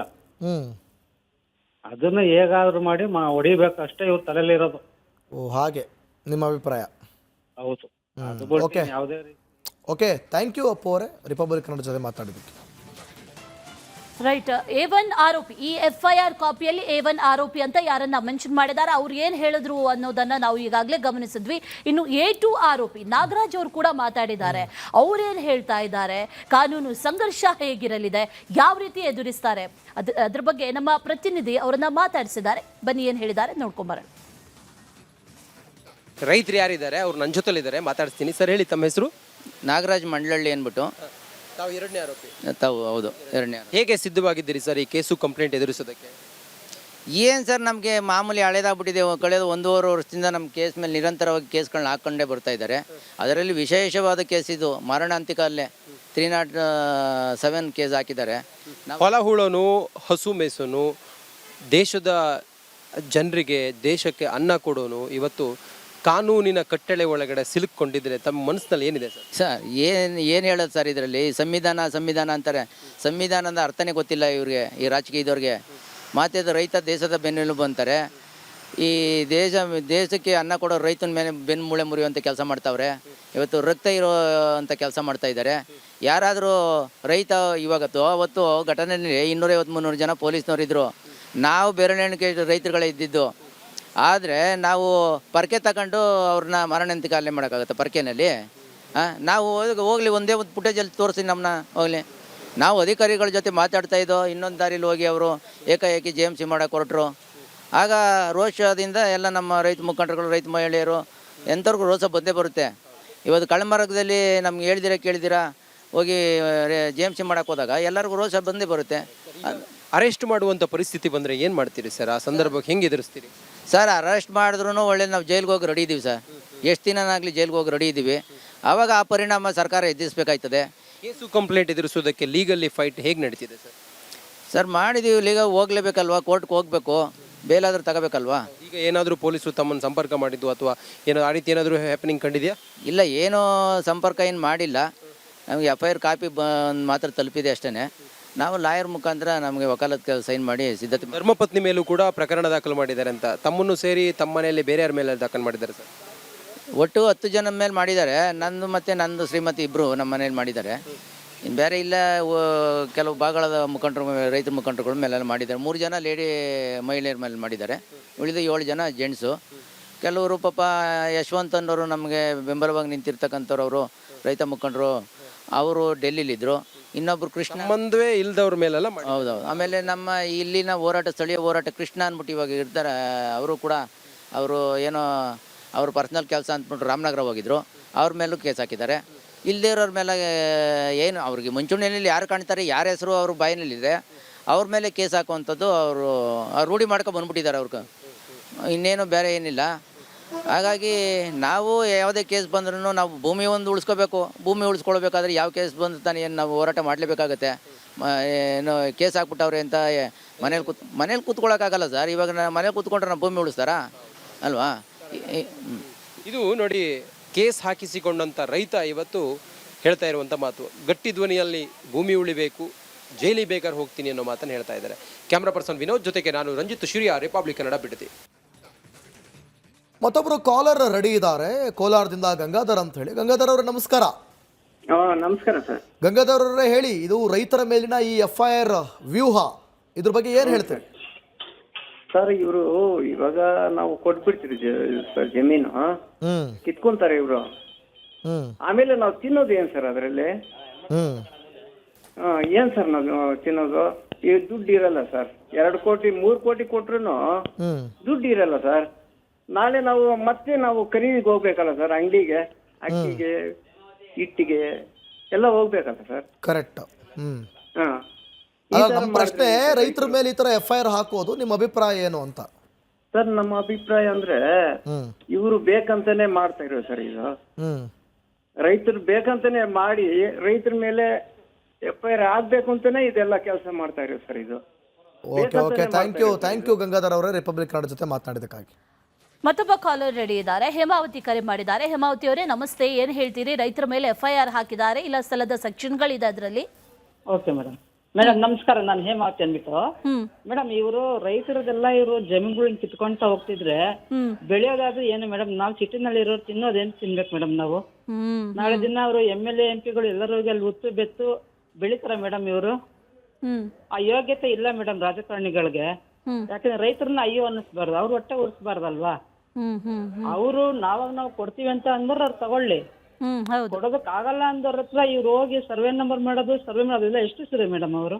ಇವ್ರ ತಟ್ಟಾಗ ಅನ್ನಕ್ಕೆ ಕೈ ಹಾಕಿದ್ರೆ ಯಾರಾದ್ರೂ ಇವ್ರು ಬಿಡ್ತಾರ? ನಿಜ ಅಲ್ವಾ? ಕರೆಕ್ಟ್. ಅದೇ ತರ ತಾನೇ ಅವ್ರು ಹುಟ್ಟು ಬಿಟ್ಟು ಬೆಳೆದಲ್ವಾ ಮೇಡಮ್, ನಮ್ಮಂತವ್ರು ತಿನ್ನೋದು ನಿಮ್ಮಂತವ್ರು ತಿನ್ನೋದು ಪ್ರತಿಯೊಬ್ಬರನ್ನು ಅಷ್ಟೇ. ಹೌದು ಹೌದು. ಈಗಿರುವಾಗ ಅವ್ರು ಹೋಗಿ ರೈತರನ್ನೇ ಅವರು ಸರ್ವನಾಶ ಮಾಡಕ್ಕೆ ಅಂತ ಹೊರಟಿದ್ದಾರೆ. ಮುಂದೆ ಇಡೀ ನಮ್ಮ ರಾಜ್ಯಕ್ಕೆ ಕಂಟಕನೇ ಮೇಡಮ್. DK ಶಿವಕುಮಾರ್ ಬಂದಿರೋದು ನಮ್ಮ ರಾಜ್ಯಕ್ಕೆ ಕಂಟಕನೇ. ಹೇಮಾವತಿ ಅವರೇ ಧನ್ಯವಾದ ರಿಪಬ್ಲಿಕ್ ಕನ್ನಡ ಜೊತೆ ಮಾತಾಡಿದಕ್ಕೆ. ನೋಡಿ, ಒಂದು ಕಡೆ ನಾವು ಈಗ ಬಿಡದಿ ರೈತರು FIR ಬಗ್ಗೆ ಮಾತಾಡ್ತಾ ಇದ್ವಿ. ಸಡನ್ ಆಗಿ ಒಂದೀಗ ಅಪ್ಡೇಟ್ ಲಭ್ಯ ಆಗ್ತಾ ಇದೆ. ಕೊಪ್ಪಳದಲ್ಲಿ ಹೋರಾಟಗಾರರ ವಿರುದ್ಧವೇ ಪ್ರಕರಣ ದಾಖಲಾಗಿದೆ. ನಿನ್ನೆ ಬಲ್ಡೋಟ ಕಾರ್ಖಾನೆ ವಿರುದ್ಧ ಪ್ರತಿಭಟನೆಯನ್ನು ಮಾಡ್ತಾ ಇದ್ರ ಬಗ್ಗೆ ನಾವು ಸುದ್ದಿ ಮಾಡಿದ್ವಿ ರಿಪಬ್ಲಿಕ್ ಕನ್ನಡ. ಕಾರ್ಖಾನೆಯೊಳಗೆ ನುಗ್ಗಲು ಯತ್ನಿಸಿದಂಥ ಆರೋಪ ಕೇಳಿ ಬಂದಂಥ ಹಿನ್ನೆಲೆಯಲ್ಲಿ ಅಲ್ಲಮಪ್ರಭು ಬೆಟ್ಟದೂರು ಸೇರಿ 6 ಜನರ ವಿರುದ್ಧ ಕೇಸ್ ಕೊಪ್ಪಳ ಗ್ರಾಮೀಣ ಠಾಣೆಯಲ್ಲಿ ಪ್ರಕರಣಗಳು ದಾಖಲಾಗಿದೆ. ನಾವು ಇದೇ ನೋಡ್ತಾ ಇದ್ದೀವಿ ಇತ್ತೀಚೆಗೆ ಹೋರಾಟಗಾರರ ಮೇಲೆ ಪ್ರಕರಣಗಳು ದಾಖಲಾಗುವಂಥದ್ದು, ರೈತರು ಹೋರಾಟ ಮಾಡ್ತಾ ಇದ್ದರೆ ರೈತರ ವಿರುದ್ಧ ಪ್ರಕರಣಗಳು ದಾಖಲಾಗುವಂಥದ್ದು, ಈ ರೀತಿ ಒಂದಷ್ಟು ನೋಡಿ ಅಲ್ಲಿ ಗಮನಿಸ್ತಾ ಇದ್ದೀರಾ. ಇದು ಕೂಡ ರೈತರ ಚಳುವಳಿನೇ, ಇದು ಕೂಡ ರೈತರ ಹೋರಾಟನೇ. ಆ ಕಾರ್ಖಾನೆಯಿಂದ ರೈತರಿಗೆ ಆಗ್ತಿದ್ದಂಥ ಸಮಸ್ಯೆ ವಿರುದ್ಧ, ರೈತರಿಗಾಗ್ತಿದ್ದಂಥ ಒಂದಷ್ಟು ಅವರ ಬೆಳೆಯುವಂಥ ಬೆಳೆಗೆ ಆಗ್ತಿದ್ದಂಥ ಹಾನಿ. ಈಗಾಗಲೇ ರಿಪಬ್ಲಿಕ್ ಕನ್ನಡ ಕೊಪ್ಪಳದಲ್ಲಿ ಆ ಕಪ್ಪು ಇದ್ರ ಬಗ್ಗೆ ನಿಮಗೆ ಗೊತ್ತಿದೆ, ಹೋರಾಟವನ್ನು ಮಾಡಿರುವಂಥದ್ದು, ಜೊತೆಗೆ ಅದರ ಬಗ್ಗೆ ಸುದ್ದಿಯನ್ನು ಕೂಡ ಮಾಡುವಂಥದ್ದು ನಿಮಗೆಲ್ಲರಿಗೂ ಕೂಡ ಗೊತ್ತೇ ಇರೋದು. ಸೊ ಈಗ 6 ಜನರ ವಿರುದ್ಧ ಕೇಸ್ ದಾಖಲಾಗಿರೋದು. ಇದರ ಕೆಂಪು ಬಣ್ಣ ಅದ್ಭುತ, ಖಾರ ಕಡಿಮೆ ಆದರೂ ರುಚಿಕರ. MDH ಕಾಶ್ಮೀರಿ. ರಾಜ್ಯದಲ್ಲಿ ಸದ್ಯಕ್ಕೆ ಚರ್ಚೆ ಆಗ್ತಾ ಇರುವಂತಹ ಒಂದಷ್ಟು ವಿಚಾರಗಳ ಬಗ್ಗೆ ಗಮನ ಹರಿಸ್ತಾ ಹೋಗೋಣ. ಈಗ ಸದ್ಯಕ್ಕೆ ಸಂಪುಟ ವಿಸ್ತರಣೆ ಆಗಬೇಕು, ಆದರೆ ಇನ್ನೂ ಕೂಡ ಆಗಿಲ್ಲ. 2 ಬಾರಿ CM ಹಾಗೆ ಮಾಜಿ CM BK ಹರಿಪ್ರಸಾದ್ ಇವರೆಲ್ಲರೂ ಕೂಡ ದೆಹಲಿಗೆ ಹೋಗಿ ಬಂದ್ರು, ಆದರೆ ಇನ್ನೂ ಕೂಡ ಪಟ್ಟಿ ಸಿದ್ಧ ಆಗಿಲ್ಲ. ರಾಹುಲ್ ಗಾಂಧಿ ಸಂಪುಟ ಸೇರೋದಕ್ಕೆ ಹಾಗಾದ್ರೆ ಹೊಸ ಮಾನದಂಡಗಳಿದೆಯಾ ಅನ್ನೋ ಪ್ರಶ್ನೆ. ಆ ಮಾನದಂಡದಲ್ಲಿ ಪಾಸ್ ಆದವರಿಗಷ್ಟೇ ಮಂತ್ರಿಗಿರಿ ಸಿಗುತ್ತೆ. ತಮ್ಮದೇ ಮೂಲಗಳ ಮೂಲಕ ಮಾಹಿತಿಯನ್ನು ಸಂಗ್ರಹ ಮಾಡಿಕೊಂಡಿದ್ದಾರೆ ರಾಹುಲ್ ಗಾಂಧಿ. ಶಾಸಕರ ಮೌಲ್ಯಮಾಪನವನ್ನ ಮಾಡಿಸಿದ್ದಾರೆ. ಆ ಮೌಲ್ಯಮಾಪನದಲ್ಲಿ ಪಾಸ್ ಆದವ್ರಿಗೆ ಮಾತ್ರ ಲಿಸ್ಟ್ನಲ್ಲಿ ಜಾಗ. ಈ ಸಂಪುಟ ಸೇರೋದಕ್ಕೊಂದು ಹೊಸ ಫಾರ್ಮ್ಯುಲಾ ಸಿದ್ಧ ಆದಂತೆ ಕಾಣಿಸ್ತಾ ಇದೆ. ತಮ್ಮದೇ ಸೋರ್ಸ್ ಮೂಲಕ ಒಂದು ರಿಪೋರ್ಟ್ ತರಿಸ್ಕೊಂಡಿದ್ದಾರೆ. ಹಿಂದೆ ಶಾಸಕರ ಮೌಲ್ಯಮಾಪನಗಳೆಲ್ಲವೂ ಕೂಡ ಆದವು. ಆ ಮೌಲ್ಯಮಾಪನಗಳಾದಂತಹ ಸಂದರ್ಭದಲ್ಲಿ ಯಾರ್ಯಾರು ಏನೇನು ಕೆಲಸ ಮಾಡಿದ್ದಾರೆ, ಅದರ ಜನರ ಜೊತೆಗೆ ಅವರ ಒಡನಾಟ ಯಾವ ರೀತಿಯಾಗಿದೆ, ಮುಂದಿನ ಬಾರಿ ಮಂತ್ರಿಗಿರಿಯನ್ನು ಯಾರಿಗೆ ಕೊಡ್ಬೋದು ಅನ್ನುವಂಥ ಒಂದಷ್ಟು ರಿಪೋರ್ಟ್ಸ್ ಅನ್ನ ಕೂಡ ತಮ್ಮದೇ ಸೋರ್ಸ್ ಮೂಲಕ ರಾಹುಲ್ ಗಾಂಧಿ ತರಿಸ್ಕೊಂಡಿದ್ದಾರಂತೆ. ಅವರ ಲಿಸ್ಟಲ್ಲಿ ಏನಾದರೂ ಮ್ಯಾಚ್ ಆಗುವಂಥ ಹೆಸರುಗಳು ಈ 3 ನಾಯಕರುಗಳ ಲಿಸ್ಟ್ನಲ್ಲಿದ್ದರೆ ಅವ್ರಿಗಷ್ಟೇ ಜಾಗ ಅನ್ನುವಂಥ ಒಂದಷ್ಟು ಮಾಹಿತಿಗಳು ಕೂಡ ಈಗ ಸದ್ಯಕ್ಕೆ ಸಿಗ್ತಾ ಇದೆ. ತಮ್ಮದೇ ಪ್ರತ್ಯೇಕ ಲಿಸ್ಟ್ ಅನ್ನ ರಾಹುಲ್ ಗಾಂಧಿ ಸಿದ್ಧಪಡಿಸಿದ್ದಾರೆ. CM ಮಾಜಿ CM ಹರಿಪ್ರಸಾದ್ ಪಟ್ಟಿಗೆ ಹಾಗಾದ್ರೆ ಮಾನ್ಯತೆ ಇಲ್ವಾ? ರಾಹುಲ್ ಗಾಂಧಿ ಪಟ್ಟಿಯಲ್ಲಿದ್ದವರಿಗಷ್ಟೇ ಮಂತ್ರಿಗಿರಿ. ಇದರ ಬಗ್ಗೆ ಸುಳಿವು ನೀಡಿದ್ದಾರೆ CM DK ಶಿವಕುಮಾರ್. ಚೌಕಟ್ಟು ಹಾಕಿಕೊಟ್ಟು ಪಟ್ಟಿ ತಯಾರಿಸುವಂತೆ ಸೂಚನೆ ಕೊಟ್ಟಿದ್ದಾರೆ ಅಂತ ಹೇಳಿದ್ದಾರೆ. ಕಳೆದ ಬಾರಿಯೇ ರಾಜ್ಯ ನಾಯಕರಿಗೆ ರಾಹುಲ್ ಗಾಂಧಿ ಸೂಚನೆಯನ್ನ ಕೊಟ್ಟಿದ್ದಾರಂತೆ. ತಮ್ಮದೇ ಒಂದು ಪ್ರತ್ಯೇಕ ಲಿಸ್ಟ್ ಅನ್ನ ರೆಡಿ ಮಾಡಿಕೊಂಡಿದ್ದಾರೆ ರಾಹುಲ್ ಗಾಂಧಿ.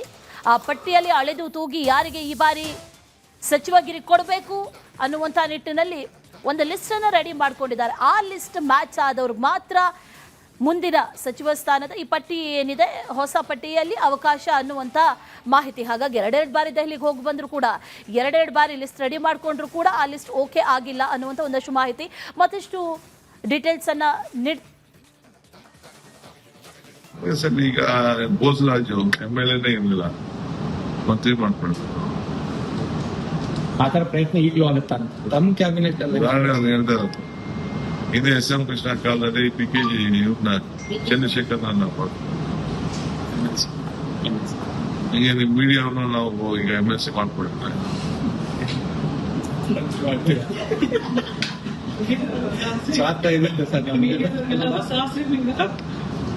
MP ಮಾಡ್ಕೊಂಡಿದೀವಿ, MLC ಮಾಡ್ಕೊಂಡಿದ್ದೀವಿ.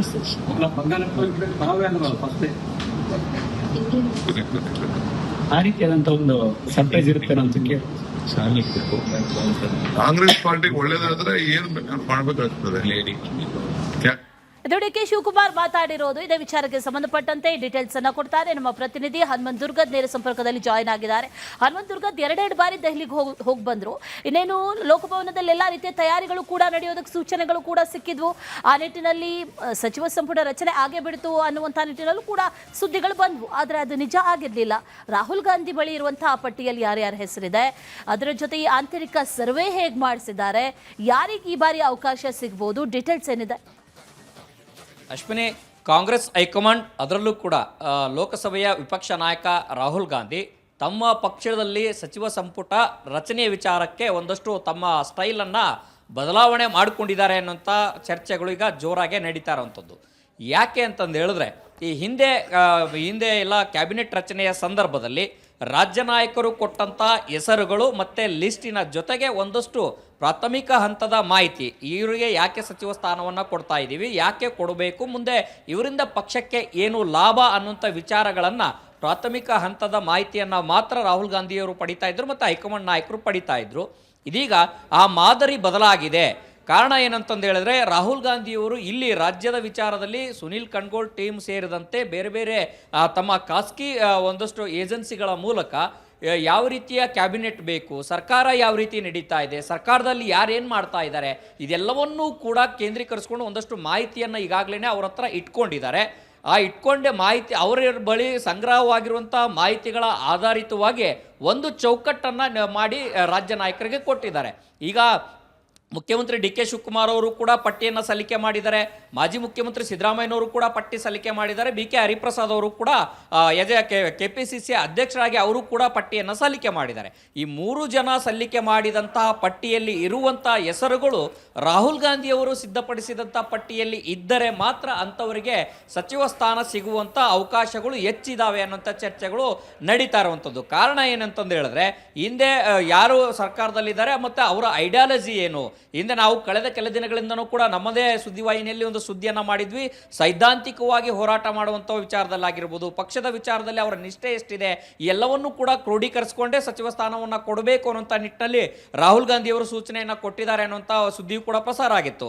ಮುಂದುವರೆದು ಇವರು ಸುದ್ದಿಯನ್ನು ಲಿಸ್ಟನ್ನು ಕೊಟ್ಟಂಥ ಸಂದರ್ಭದಲ್ಲಿ ಕಳೆದ ಬಾರಿ ಸಿದ್ದರಾಮಯ್ಯನವರ ಸಚಿವ ಸಂಪುಟದಲ್ಲಿ ಇದ್ದಂಥ ಒಂದಷ್ಟು ಜನರಿಗೆ ಮಾಜಿ ಸಚಿವರ ಹೆಸರನ್ನು ತೆಗೆದುಕೊಂಡು ಹೋದಂಥ ಸಂದರ್ಭದಲ್ಲಿ ಅವರ ಹೆಸರುಗಳಿಗೂ ಕೂಡ ಗರಂ ಆಗಿದ್ರು.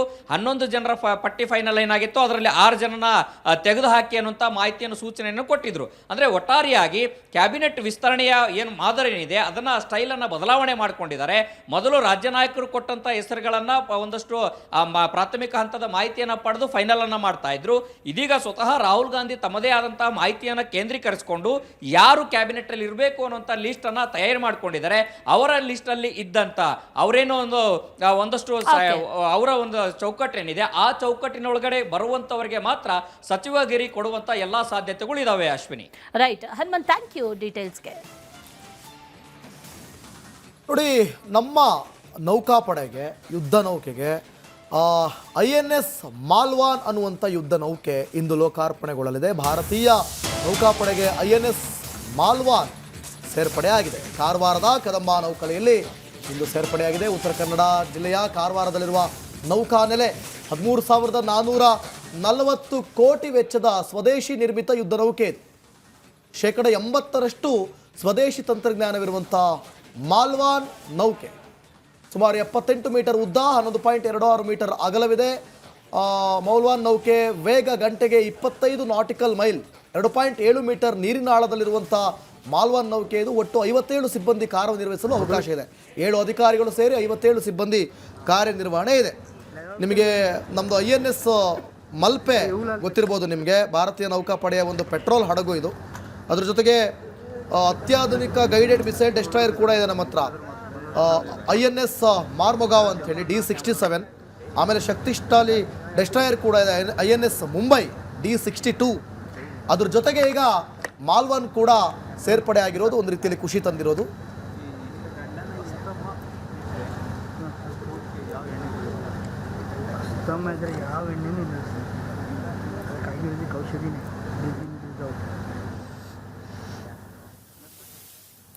ನೇರ ದೃಶ್ಯಾವಳಿಗಳನ್ನು ಕೂಡ ಗಮನಿಸ್ತಾ ಇದ್ದೀರಿ ನೀವು. ಆ ಒಂದು ನೌಕಾನೆಲೆಯ ಲೋಕಾರ್ಪಣೆ ಆಗ್ತಾ ಇರೋದು. 57 ಸಿಬ್ಬಂದಿ ಕಾರ್ಯನಿರ್ವಹಿಸುವಂಥ ನೌಕಾನೆಲೆ ಇದು. 2.7 ಮೀಟರ್ ನೀರಿನ ಆಳದಿರುವಂಥ ಮಾಲ್ವಾನ್ ಇದು.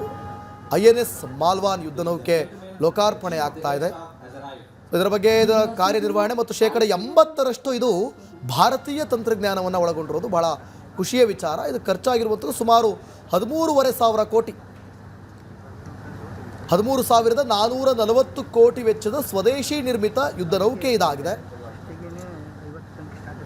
ಈ ನೌಕೆ ಇದೆಯಲ್ಲ, ಇದು ಸುಮಾರು 78 ಮೀಟರ್ ಉದ್ದ ಇರೋದಿದು. 11.26 ಮೀಟರ್ ಅಗಲ ಇದೆ. ಗಂಟೆಗೆ ಸುಮಾರು 25 ನಾಟಿಕಲ್ ಮೈಲ್ ಫಾಸ್ಟ್ನಲ್ಲಿ ಇದು ಚಲಿಸುತ್ತೆ. ಸುಮಾರು 2.7 ಮೀಟರ್ ನೀರಿನ ಆಳದಲ್ಲಿ ಇದಿದೆ. ಶತ್ರು ದೇಶಗಳ ಜಲಾಂತರ್ಗಾಮಿಗಳನ್ನು ಪತ್ತೆ ಹಚ್ಚಿ ನಾಶಪಡಿಸುವಂಥ ಕೆಲಸ ಮಾಡುತ್ತೆ ಇದು. ಇದರ ನಿರ್ಮಾಣ ಕೊಚ್ಚಿನ್ ಶಿಪ್ಯಾರ್ಡ್ನಲ್ಲಿ ಆಗಿರುವಂಥದ್ದು.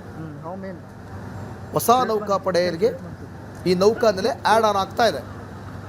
ಅತ್ಯಾಧುನಿಕ ಸೋನಾರ್, ರಡಾರ್, ಟಾರ್ಪಿಡೋಗಳು ಮತ್ತು ಆಂಟಿ ಸಬ್ಮಿರಿನ್ ರಾಕೆಟ್ ವ್ಯವಸ್ಥೆಗಳಿಂದ ಇದು ಸಜ್ಜುಗೊಂಡಿದೆ. ಈ ಯುದ್ಧ ನೌಕೆಯನ್ನು ಮಹಾರಾಷ್ಟ್ರದ ಐತಿಹಾಸಿಕ ಕರಾವಳಿ ಪಟ್ಟಣ ಮಾಲ್ವಾನ್ ಹೆಸರಿನಲ್ಲಿ ನಾಮಕರಣವನ್ನು ಮಾಡಲಾಗಿದೆ. ಇದರ ಸೇರ್ಪಡೆಯಿಂದ ಭಾರತದ ಕರಾವಳಿ ಭದ್ರತೆ ಹಾಗೂ ಚೀನಾ ಪಾಕಿಸ್ತಾನದ ಜಲಾಂತರ್ಗಾಮಿ ಚಟುವಟಿಕೆಗಳನ್ನು ಎದುರಿಸುವಂಥ ಸಾಮರ್ಥ್ಯ ಮತ್ತಷ್ಟು ಬಲಗೊಂಡಿದೆ.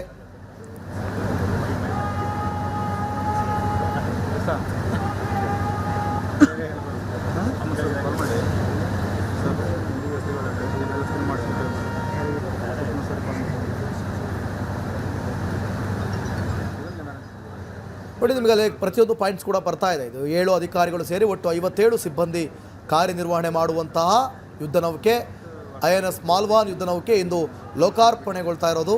ಭಾರತೀಯ ನೌಕಾಪಡೆಗೆ INS ಮಾಲ್ವಾನ್ ಸೇರ್ಪಡೆ ಆಗಿದೆ. ಇದರ ಹೇಗೆ ಕಾರ್ಯನಿರ್ವಹಿಸುತ್ತೆ, ಇದಕ್ಕೆ ಯಾಕೆ ಮಾಲ್ವಾನ್ ಅನ್ನೋ ಹೆಸರು ಬಂತು ಎಲ್ಲ ಹೇಳಿದೆ ನಾನು. ಕಾರವಾರದ ಕದಂಬ ನೌಕಾನೆಲೆಯಲ್ಲಿ ಇಂದು ಸೇರ್ಪಡೆಗೊಳ್ತಾ ಇದೆ. ಮಹಾರಾಷ್ಟ್ರದಲ್ಲಿರುವಂಥ ಒಂದು ಊರಿನ ಹೆಸರು ಇದು. ಮಾಲ್ವಾನ್ ಅನ್ನುವಂಥ ಒಂದು ಪಟ್ಟಣ ಇದೆ. ಆ ಹೆಸರಿನಲ್ಲಿ ಐತಿಹಾಸಿಕ ಕರಾವಳಿ ಪಟ್ಟಣ ಅದು. ಆ ಹೆಸರಿನಲ್ಲಿ ಈ ನಾಮಕರಣವನ್ನು ಮಾಡಲಾಗಿರೋದು. ಚೀನಾ ಪಾಕಿಸ್ತಾನ ಜಲಾಂತರ್ಗಾಮಿ ಚಟುವಟಿಕೆಗಳನ್ನು ಎದುರಿಸುವಂಥ ಸಾಮರ್ಥ್ಯವನ್ನು ಇದು ಹೊಂದಿರೋದು. 80%ಕ್ಕೂ ಹೆಚ್ಚು ಭಾರತೀಯ ತಂತ್ರಜ್ಞಾನ ಮತ್ತು ಉಪಕರಣಗಳನ್ನು ಇದು ಹೊಂದಿದೆ. ಅತ್ಯಾಧುನಿಕ ಸೋನಾರ್, ರೆಡಾರ್, ಟಾರ್ಪಿಡೋಗಳು ಮತ್ತು ಆಂಟಿ ಸಬ್ಮಿರಿನ್ ರಾಕೆಟ್ ವ್ಯವಸ್ಥೆಗಳಿಂದ ಇದು ಸಜ್ಜುಗೊಂಡಿದೆ. ಇದರ ಮುಖ್ಯ ಕೆಲಸ ಶತ್ರು ದೇಶಗಳ ಜಲಾಂತರ್ಗಾಮಿಗಳನ್ನು ಪತ್ತೆ ಹಚ್ಚಿ, ಸಬ್ಮೆರಿನ್ಗಳನ್ನು ಪತ್ತೆ ಹಚ್ಚಿ ನಾಶಪಡಿಸೋದು ಇದರ ಕೆಲಸ ಆಗಿದೆ. ಸಾಕಷ್ಟು ವಿಶೇಷತೆಗಳನ್ನು ಇದು ಹೊಂದಿದೆ.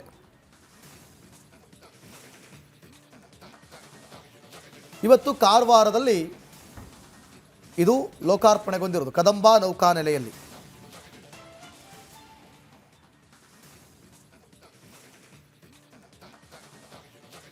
ಇದು ಭಾರತದ ಯುದ್ಧ ನೌಕೆ ಕದಂಬ ನೌಕಾನೆಲೆಯಲ್ಲಿ ಈಗ ಲೋಕಾರ್ಪಣೆಗೊಳ್ಳೋದಕ್ಕೆ ಎಲ್ಲ ರೀತಿಯ ಸಿದ್ಧತೆಗಳನ್ನು ಕೂಡ ನಡೆಸಲಾಗ್ತಾ ಇದೆ. ನೇರ ದೃಶ್ಯಾವಳಿಗಳನ್ನು ಕೂಡ ಈಗಾಗಲೇ ಗಮನಿಸ್ತಾ ಇದ್ದೀವಿ.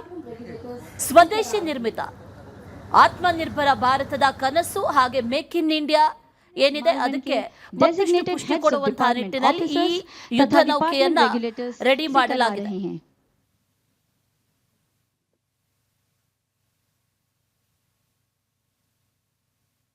ಭಾರತದ ಕಡಲ ಭದ್ರತೆಯನ್ನ ಮತ್ತಷ್ಟು ಬಲಪಡಿಸುವ ನಿಟ್ಟಿನಲ್ಲಿ, ಮತ್ತಷ್ಟು ಹೆಚ್ಚಿಸುವ ನಿಟ್ಟಿನಲ್ಲಿ ಈಗ ಮತ್ತೊಂದು ಆಡ್ ಆನ್ ಆಗ್ತಾ ಇದೆ. ಈ ನೌಕಾಪಡೆಗೆ ಆಡ್ ಆನ್ ಆಗ್ತಾ ಇದೆ ಈ ಯುದ್ಧ ನೌಕೆ. ಇದರ ಸ್ಪೆಷಾಲಿಟಿ ಏನು ಅಂತಂದರೆ, ಇದು ಕಂಪ್ಲೀಟ್ ಆಗಿ ಸ್ವದೇಶಿ ನಿರ್ಮಿತ. 80% ಸ್ವದೇಶಿ ನಿರ್ಮಿತ ಎಲ್ಲ ವಸ್ತುಗಳನ್ನು ಬಳಸಿಕೊಂಡು, ಅತ್ಯಾಧುನಿಕ ತಂತ್ರಜ್ಞಾನವನ್ನು ಬಳಸಿಕೊಂಡು, ಸಂಪೂರ್ಣವಾಗಿ ದೇಶೀಯ ತಂತ್ರಜ್ಞಾನಗಳನ್ನೇ ಬಳಸಿಕೊಂಡು ನಿರ್ಮಾಣಗೊಂಡಿರುವಂಥ ಯುದ್ಧ ನೌಕೆ ಇದು. ಅದು ಲೋಕಾರ್ಪಣೆಗೊಳ್ಳೋದಕ್ಕೆ ಎಲ್ಲ ರೀತಿಯ ಸಿದ್ಧತೆಗಳನ್ನು ಕೂಡ ನಡೆಸಿದ್ದಾರೆ. ಆ ದೃಶ್ಯಗಳನ್ನು ಕೂಡ ಗಮನಿಸ್ತಾ ಇದ್ದೀವಿ. ಕಾರವಾರದ INS ಕದಂಬ ನೌಕಾನೆಲೆಯಲ್ಲಿ ಇವತ್ತು ಅಧಿಕೃತವಾಗಿ ಭಾರತೀಯ ನೌಕಾಪಡೆಗೆ ನಿಯೋಜನೆಗೊಳ್ಳಲಿದೆ. ಆ ನಿಟ್ಟಿನಲ್ಲಿ ಇವತ್ತು ಕಾರ್ಯಕ್ರಮ ಕೂಡ ಇದೆ. ಆ ಕಾರ್ಯಕ್ರಮದ ದೃಶ್ಯವನ್ನು ಕೂಡ ಗಮನಿಸ್ತಾ ಇದ್ದೀವಿ. ಇವತ್ತು ಲೋಕಾರ್ಪಣೆಗೊಳ್ಳಲಿದೆ. ಯುದ್ಧ ನೌಕೆಯನ್ನ ಕೊಚ್ಚಿ ಶಿಪ್ಯಾರ್ಡ್ ಲಿಮಿಟೆಡ್ ಸಂಸ್ಥೆ ಏನಿದೆ, ಆ ಸಂಸ್ಥೆ ಬಹಳ ಅತ್ಯಾಧುನಿಕ ತಂತ್ರಜ್ಞಾನಗಳನ್ನ ವೆರಿ ಮಾಡರ್ನ್ ಟೆಕ್ನಾಲಜಿಯನ್ನ ಬಳಸಿಕೊಂಡು ನಿರ್ಮಾಣ ಮಾಡಿದೆ ಅನ್ನುವಂತ ಮಾಹಿತಿ. ಪ್ರೌಡ್ ಮೂಮೆಂಟ್ ಇದು, ಭಾರತಕ್ಕೆ ನಿಜಕ್ಕೂ ಕೂಡ ಸಂದರ್ಭ. ಈ ಯುದ್ಧ ನೌಕೆ ಯಾವ ರೀತಿ ಕೆಲಸ ಮಾಡುತ್ತಂತಂದ್ರೆ ಬಹಳ ಡೀಪ್ ಓಷನ್ ಅಲ್ಲ, ಬದಲಾಗಿ ಆಳ ಇಲ್ಲದಂತ ಕಡಲ ತೀರದಲ್ಲಿ, ಆ ಕಡಲ ಪ್ರದೇಶದಲ್ಲಿ ಬಹಳ ಸ್ಪೀಡ್, ಅತ್ಯಂತ ವೇಗವಾಗಿ, ಇದರ ಸ್ಪೆಷಾಲಿಟಿನೇ ಆಗ್ಲೇ ಹೇಳ್ತಾ ಇದ್ದಂತೆ ಅತ್ಯಂತ ವೇಗವಾಗಿ ಚಲನವಲನಗಳನ್ನ ಮಾಡ್ತಾ ಇರುವಂತ ಒಂದಷ್ಟು ಬೇರೆ ಏನಾದ್ರೂ ಯುದ್ಧ ನೌಕೆಗಳು ಕಂಡು ಬಂದ್ರೆ ಇದರ ರೇಡಾರ್ಗಳ ಮೂಲಕ ಅದನ್ನ ಪತ್ತೆ ಹಚ್ಚೋದಾಗಿರ್ಬೋದು. ಅಂತ ಶಸ್ತ್ರಾಸ್ತ್ರ ವ್ಯವಸ್ಥೆಗಳನ್ನ ಇದು ಹೊಂದಿದೆ. ಆ ರೀತಿಯಾಗಿ ಇದನ್ನ ನಿರ್ಮಾಣ ಮಾಡಲಾಗಿದೆ ಅನ್ನುವಂತ ವಿಚಾರ. ವೆರಿ ಸೈಲೆಂಟ್ ಇದು, ಯಾವುದೇ ಜಾಸ್ತಿ ಸೌಂಡ್ ಮಾಡದೆ साइलेंट आगे अत्यंत और ये जीवन समर्पित चाहता हूँ देश की धरती तुझे अभी कुछ और भी दूं।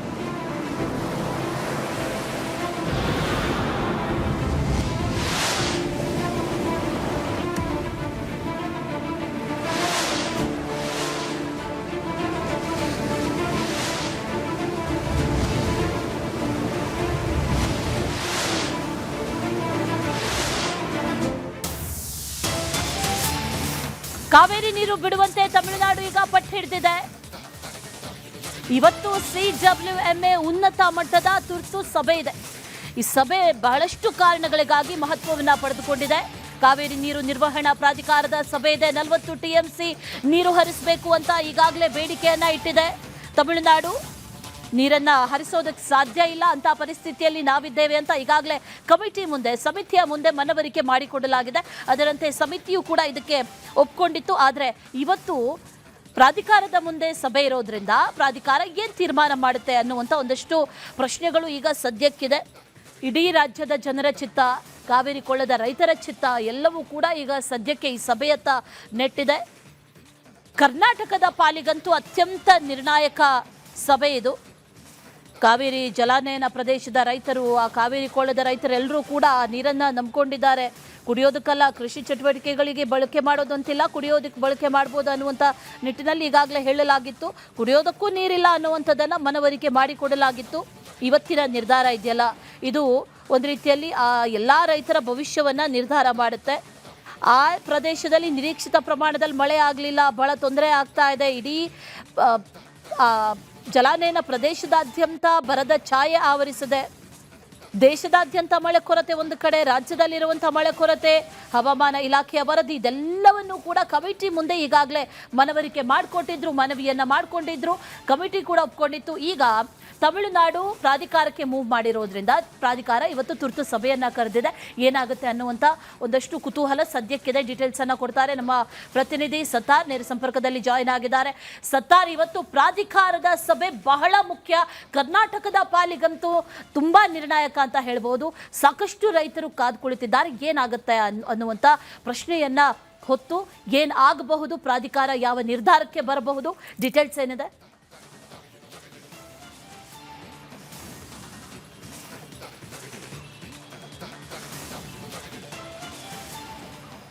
ಅಶ್ವಿನಿ, ಕಳೆದ ವಾರ ಕಾವೇರಿ ನೀರು ನಿಯಂತ್ರಣ ಸಮಿತಿಯ ಒಂದು ಮೀಟಿಂಗ್ ಮಾಡಿದಂಥ ಸಂದರ್ಭದಲ್ಲಿ ಕರ್ನಾಟಕಕ್ಕೆ ಅಂದರೆ ತಮಿಳುನಾಡಿಗೆ ನೀರು ಹರಿಸಬೇಕು ಅಂತ ಯಾವುದೇ ರೀತಿಯ ಸೂಚನೆ ಕೊಡದಂತಹ ಕಾರಣಕ್ಕಾಗಿ ಮತ್ತೊಂದು ಮೀಟಿಂಗ್ ಮಾಡಬೇಕು ಅಂತ ಮತ್ತೊಂದು ಮೀಟಿಂಗ್ ಮಾಡಲು ತಮಿಳುನಾಡು ಪಟ್ಟು ಹಿಡಿದಂತಹ ಕಾರಣಕ್ಕಾಗಿ ಇವತ್ತು ಕಾವೇರಿ ನೀರು ನಿಯಂತ್ರಣ ಸಮಿತಿ ಮೀಟಿಂಗ್ ಕರೆದಿರುವಂಥದ್ದು. ಅಂದರೆ CWMA ಒಂದು ಮೀಟಿಂಗ್ ಕರೆದಿದೆ. ಈ ಒಂದು ಮೀಟಿಂಗ್ನಲ್ಲಿ ಪ್ರಮುಖವಾಗಿ ಎರಡು ವಿಚಾರ, ಇಲ್ಲಿ ಕರ್ನಾಟಕದ ವಾದ ಏನಾಗಿರುತ್ತೆ ಅಥವಾ ತಮಿಳುನಾಡು ಯಾವ ವಿಚಾರ ಪ್ರಸ್ತಾಪ ಮಾಡುವ ಸಾಧ್ಯತೆ ಇದನ್ನು ನೋಡೋದಾದ್ರೆ 2018ರಲ್ಲಿ ಸುಪ್ರೀಂ ಕೋರ್ಟ್ ಒಂದು ತೀರ್ಪು ಕೊಟ್ಟಿರುತ್ತೆ. ಅಂದ್ರೆ ಕಾವೇರಿ ಜಲನಯನ ಪ್ರದೇಶದಲ್ಲಿ ವಾಡಿಕೆಯಷ್ಟು ಮಳೆಯಾದಂತಹ ಸಂದರ್ಭದಲ್ಲಿ ತಮಿಳುನಾಡಿಗೆ ಎಷ್ಟು ಪ್ರಮಾಣದಲ್ಲಿ ನೀರು ಹರಿಸಬೇಕು ಅಂತ ಒಂದು ತೀರ್ಪನ್ನು ಕೊಟ್ಟಿರುತ್ತೆ. ಅದರ ಪ್ರಕಾರ ಸದ್ಯಕ್ಕೆ ಅಂದ್ರೆ ಜೂನ್ ತಿಂಗಳಲ್ಲಿ ಸರಿಸುಮಾರು ಜೂನ್ ಮತ್ತು ಜುಲೈ ತಿಂಗಳ ಎರಡು ಸೇರಿ ಸರಿಸುಮಾರು 40 TMC ಅಷ್ಟು ನೀರನ್ನು ತಮಿಳುನಾಡಿಗೆ ಹರಿಸಬೇಕಾಗಿತ್ತು.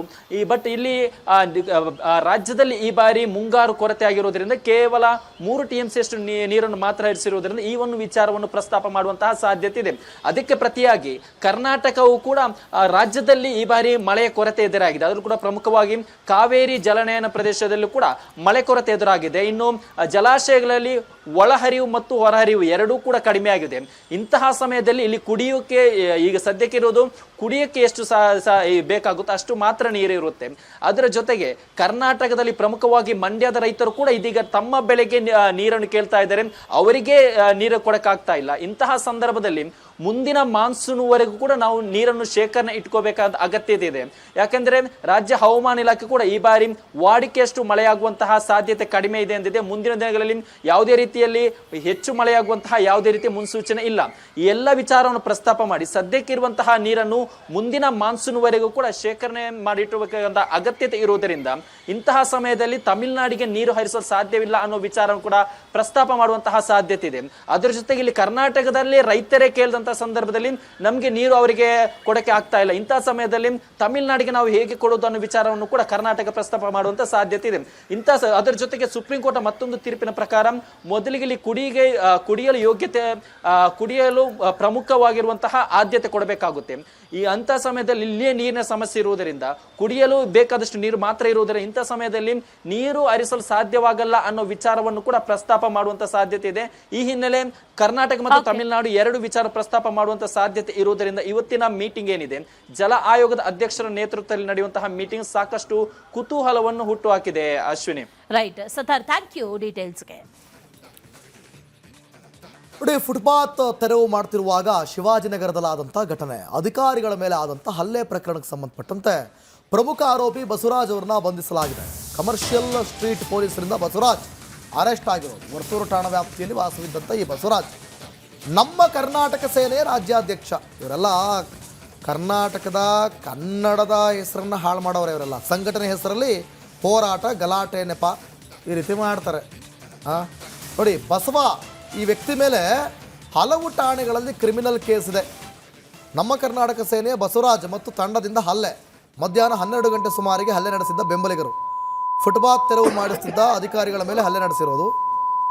ಒಟ್ಟು 6 ಜನರ ಮೇಲೆ ಹಲ್ಲೆ ನಡೆಸಿದಂಥ ಆರೋಪಿಗಳು. ಘಟನೆ ಸಂಬಂಧ ಪ್ರಕರಣ ದಾಖಲಿಸಿ ಆರೋಪಿಗಳ ಬಂಧನ ಆಗಿದೆ. ಈವರೆಗೆ ಒಟ್ಟು 11 ಜನರನ್ನು ಪೊಲೀಸರು ಬಂಧಿಸಿದ್ದಾರೆ. ಘಟನೆ ನಂತರ ಎಸ್ಕೇಪ್ ಆಗಿದ್ದ ಪ್ರಮುಖ ಆರೋಪಿ ಈ ಬಸವರಾಜ್. ಕಮರ್ಷಿಯಲ್ ಪೊಲೀಸರಿಂದ ಮುಂದುವರೆದಂಥ ತನಿಖೆ ಮುಂದುವರಿಯಲಿ. ಇಂಥವ್ರ ವಿರುದ್ಧ ಶಿಕ್ಷೆ ಆಗಬೇಕು. ಅವರ ಹೆಗಲ ಮೇಲಿರುವಂಥ ಕನ್ನಡದ ಬಾವುಟ ಇದೆಯಲ್ಲ, ಅದಕ್ಕಾದರೂ ಬೆಲೆ ಕೊಡಬೇಕಿತ್ತು ಅವರು. ಸೊ ಈ ರೀತಿ ಮಾಡೋದ್ರಿಂದ ರಾಜ್ಯಕ್ಕೂ ಕೂಡ ಕೆಟ್ಟ ಹೆಸರು. ಭಾಷೆ ಅನ್ನೋ ಹೆಸರಲ್ಲಿ ಈ ರೀತಿ ದೊಂಬಿ ಎಪ್ಪಿಸುವಂಥದ್ದು ಈ ಥರ ಮಾಡ್ತಾರೆ ಇವರು. ಅದರ ನಡುವೆ ತನ್ಪಾಡಿ ತಾನು ಕೆಲಸ ಮಾಡೋದಕ್ಕೆ ಮೇಲಾಧಿಕಾರಿಗಳ ಆದೇಶದ ಮೇಲೆ ಕೆಲಸ ಮಾಡೋದಕ್ಕೆ ಬಂದರೆ ಈ ರೀತಿ ಮಾಡ್ತಾರೆ. ಮಲ್ಲೇಶ್ವರಂಗೆ ಒಂದು ಕಾನೂನು, ಶಿವಾಜಿನಗರಕ್ಕೆ ಒಂದು ಕಾನೂನಾ? ನೋಡಿ ಅಲ್ಲಿ ಯಾವ ರೀತಿ ಹಲ್ಲೆ ಮಾಡಿದ್ರು ಅಂತೇಳಿ. ಶಿವಾಜಿನಗರದಲ್ಲಿ ಜಿಬಿಎ ಅಧಿಕಾರಿಗಳ ಮೇಲೆ ಹಲ್ಲೆ ಕೇಸ್ಗೆ ಸಂಬಂಧಪಟ್ಟಂತೆ ಜಿಬಿಎ ನೌಕರರ ಕ್ಷೇಮಾಭಿವೃದ್ಧಿ ಸಂಘದಿಂದ ಇವತ್ತೊಂದು ಸಭೆ ಇದೆ. ಬೆಳಗ್ಗೆ 11 ಗಂಟೆಗೆ ಜಿಬಿಎ ನೌಕರರ ಸಂಘದ ಕೇಂದ್ರ ಕಚೇರಿಯಲ್ಲಿ ಈ ಸಭೆಯನ್ನ ಕರೆಯಲಾಗಿದೆ. ಸಂಘದ ಅಧ್ಯಕ್ಷರಾದಂತಹ ಅಮೃತರಾಜ್ ನೇತೃತ್ವದಲ್ಲಿ ಇವತ್ತು ಸಭೆ ಕರೆದಿದ್ದಾರೆ. ನೌಕರರು ಜೊತೆಗೆ ಅಧಿಕಾರಿಗಳಿಗೆ ರಕ್ಷಣೆ ಏನು, ಕೆಲಸಕ್ಕೆ ಹೋದಂತಹ ಸಂದರ್ಭದಲ್ಲಿ ಈ ರೀತಿ ಹಲ್ಲೆ ಮಾಡಿದ್ರೆ ಅವರಿಗೆ ರಕ್ಷಣೆ ಕೊಡಬೇಕಾದಂಥ ವಿಚಾರಗಳು, ಅದರ ಜೊತೆಲಿ ಈಗ ನಡೆದಿರುವಂತಹ ಹಲ್ಲೆ, ಇದೆಲ್ಲ ವಿಚಾರಕ್ಕೆ ಸಂಬಂಧಪಟ್ಟಂತೆ ಈ ಸಭೆಯಲ್ಲಿ ಚರ್ಚೆಯನ್ನ ಮಾಡಲಾಗುತ್ತೆ. ಸಭೆಯನ್ನ ಕರೆದಿದ್ದಾರೆ. ಈಗ 11 ಗಂಟೆಗೆ ಒಂದು ಸಭೆಯನ್ನ ಕರೆಯಲಾಗಿದೆ. ಆ ಸಭೆಯಲ್ಲಿ ಈಗ ನಡೆದಿರುವಂತಹ ಹಲ್ಲೆ, ಮುಂದಿನ ಕಾನೂನು ಕ್ರಮಗಳು ಯಾವ ರೀತಿಯಾಗಿರುತ್ತೆ, ಅದರ ಜೊತೆಯಲ್ಲಿ ಇನ್ನು ಮುಂದೆ ಇಂಥ ಘಟನೆಗಳು ಆಗದೇ ಇರುವಂಥ ರೀತಿಯಲ್ಲಿ ಕ್ರಮ ಕೈಗೊಳ್ಳಬಹುದು ಹೇಗೆ ಅನ್ನುವಂಥ ನಿಟ್ಟಿನಲ್ಲಿ ಇವತ್ತು ಸಭೆಯನ್ನು ಕರೆದಿದ್ದಾರೆ. ನೌಕರರ ಕ್ಷೇಮಾಭಿವೃದ್ಧಿ ಸಂಘ, ಜಿಬಿಎ ನೌಕರರ ಕ್ಷೇಮಾಭಿವೃದ್ಧಿ ಸಂಘದಿಂದ ಸಭೆಯನ್ನು ಕರೆಯಲಾಗಿದೆ. ಆ ಸಭೆಯಲ್ಲಿ ಅನೇಕರು ಪಾಲ್ಗೊಳ್ತಾರೆ. ಆ ಸಭೆಯಲ್ಲಿ ಒಂದಷ್ಟು ವಿಚಾರಗಳ ಬಗ್ಗೆ ಚರ್ಚೆಯನ್ನು ಕೂಡ ಮಾಡಲಾಗುತ್ತೆ. ಈಗಾಗಲೇ ಪ್ರಕರಣಕ್ಕೆ ಸಂಬಂಧಪಟ್ಟಂತೆ ಒಟ್ಟು ಆ ಪ್ರಕರಣದಲ್ಲಿ ಯಾರೆಲ್ಲ ಆಗಿದ್ರು ಅವರೆಲ್ಲರನ್ನೂ ಕೂಡ ಅರೆಸ್ಟ್ ಮಾಡಿದಂತಾಗಿದೆ. ಒಟ್ಟು 11 ಮಂದಿಯನ್ನು ಬಂಧನ ಮಾಡಿದ್ದಾಗಿದೆ. ಅದು ಒಂದು ಕಡೆ. ಆದರೆ ಇಂಥ ಘಟನೆಗಳು ಮತ್ತೆ ಮರುಕಳಿಸಲ್ಲ ಅನ್ನುವಂಥ ಗ್ಯಾರಂಟಿ ಏನು? ಇಲ್ಲಿ ಹಲ್ಲೆಯನ್ನು ಮಾಡಿದ್ರು, ಪಾಸ್ತಿ ನಷ್ಟ ಮಾಡಿದ್ರು, ಇದೆಲ್ಲವೂ ಕೂಡ ಒಂದು ಕಡೆ. ಮತ್ತೆ ಬೇರೆ ಕಡೆಗೆ ಹೋದಂಥ ಸಂದರ್ಭದಲ್ಲಿ ಫುಟ್ಪಾತ್ ಒತ್ತುವರಿ ತೆರವು ಮಾಡುವಂಥ ಸಂದರ್ಭದಲ್ಲಿ ಬೇರೆ ಯಾರಾದರೂ ಹಲ್ಲೆ ಮಾಡಿದಂಥ ಸಂದರ್ಭದಲ್ಲಿ ಏನಾಗಬಹುದು, ಅವರ ಹಿತ ರಕ್ಷಣೆಯನ್ನು ಕಾಪಾಡುವಂಥದ್ದು ಕೂಡ ಜವಾಬ್ದಾರಿ. ಹಾಗಾಗಿ ಇವತ್ತು ಸಭೆಯನ್ನು ಕರೆಯಲಾಗಿದೆ. ಆ ಸಭೆಯಲ್ಲಿ ಒಂದಷ್ಟು ವಿಚಾರಗಳ ಬಗ್ಗೆ ಚರ್ಚೆ ಕೂಡ ನಡೆಯುತ್ತೆ.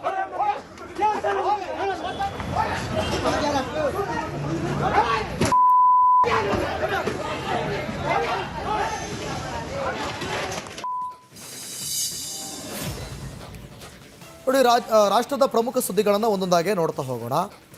ಸಲಾಲ್ ಜಲಾಶಯದಿಂದ ನೀರು ರಿಲೀಸ್ ಮಾಡಿರುವಂಥದ್ದು. ಜಮ್ಮು ಕಾಶ್ಮೀರದಲ್ಲಿ ಭಾರೀ ಮಳೆಯಿಂದ ಸಲಾಲ್ ಜಲಾಶಯಕ್ಕೆ ಭಾರೀ ಪ್ರಮಾಣದಲ್ಲಿ ನೀರು ಹರಿದು ಬಂದಿದೆ. ಡ್ಯಾಮ್ನ ಎಲ್ಲ ಗೇಟ್ಗಳಿಂದ ನೀರು ರಿಲೀಸ್ ಮಾಡಲಾಗಿದೆ. ಜಮ್ಮು ಕಾಶ್ಮೀರದ ರಜೌರಿಯಲ್ಲಿ ಮೇಘಸ್ಫೋಟಕ್ಕೆ ಭಾರೀ ಅವಾಂತರ ಸೃಷ್ಟಿಯಾಗಿದೆ. ಕೊಚ್ಚಿ ಬಂದ ಕಲ್ಲು ಮಣ್ಣಿಗೆ 100ಕ್ಕೂ ಹೆಚ್ಚು ಮನೆಗಳು ಧ್ವಂಸಗೊಂಡಿದೆ.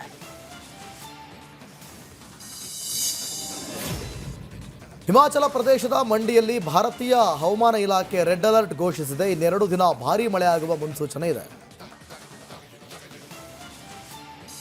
ಇನ್ನು ಬೆಳಗ್ಗೆ ಮುಂಬೈನಲ್ಲಿ ಮಳೆರಾಯ ಅಬ್ಬರಿಸ್ತಾ ಇದ್ದಾನೆ. ಮರೈನ್ ಡ್ರೈವ್ನಲ್ಲಿ ಅಲೆಗಳ ಅಬ್ಬರ ಬಹಳ ಜೋರಾಗಿದೆ.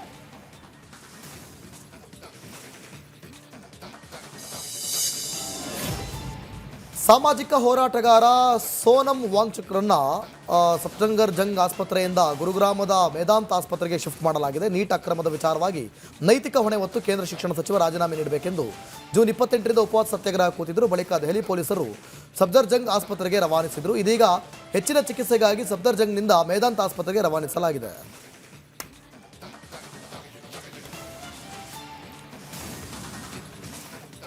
ಇದಿಷ್ಟು ಈ ಕ್ಷಣದ ಪ್ರಮುಖ ಅಪ್ಡೇಟ್ಸ್. ನೋಡ್ತಾ ಇರಿ ರಿಪಬ್ಲಿಕ್ ಕನ್ನಡ, ಇದು ನಿಮ್ಮ ಧ್ವನಿ.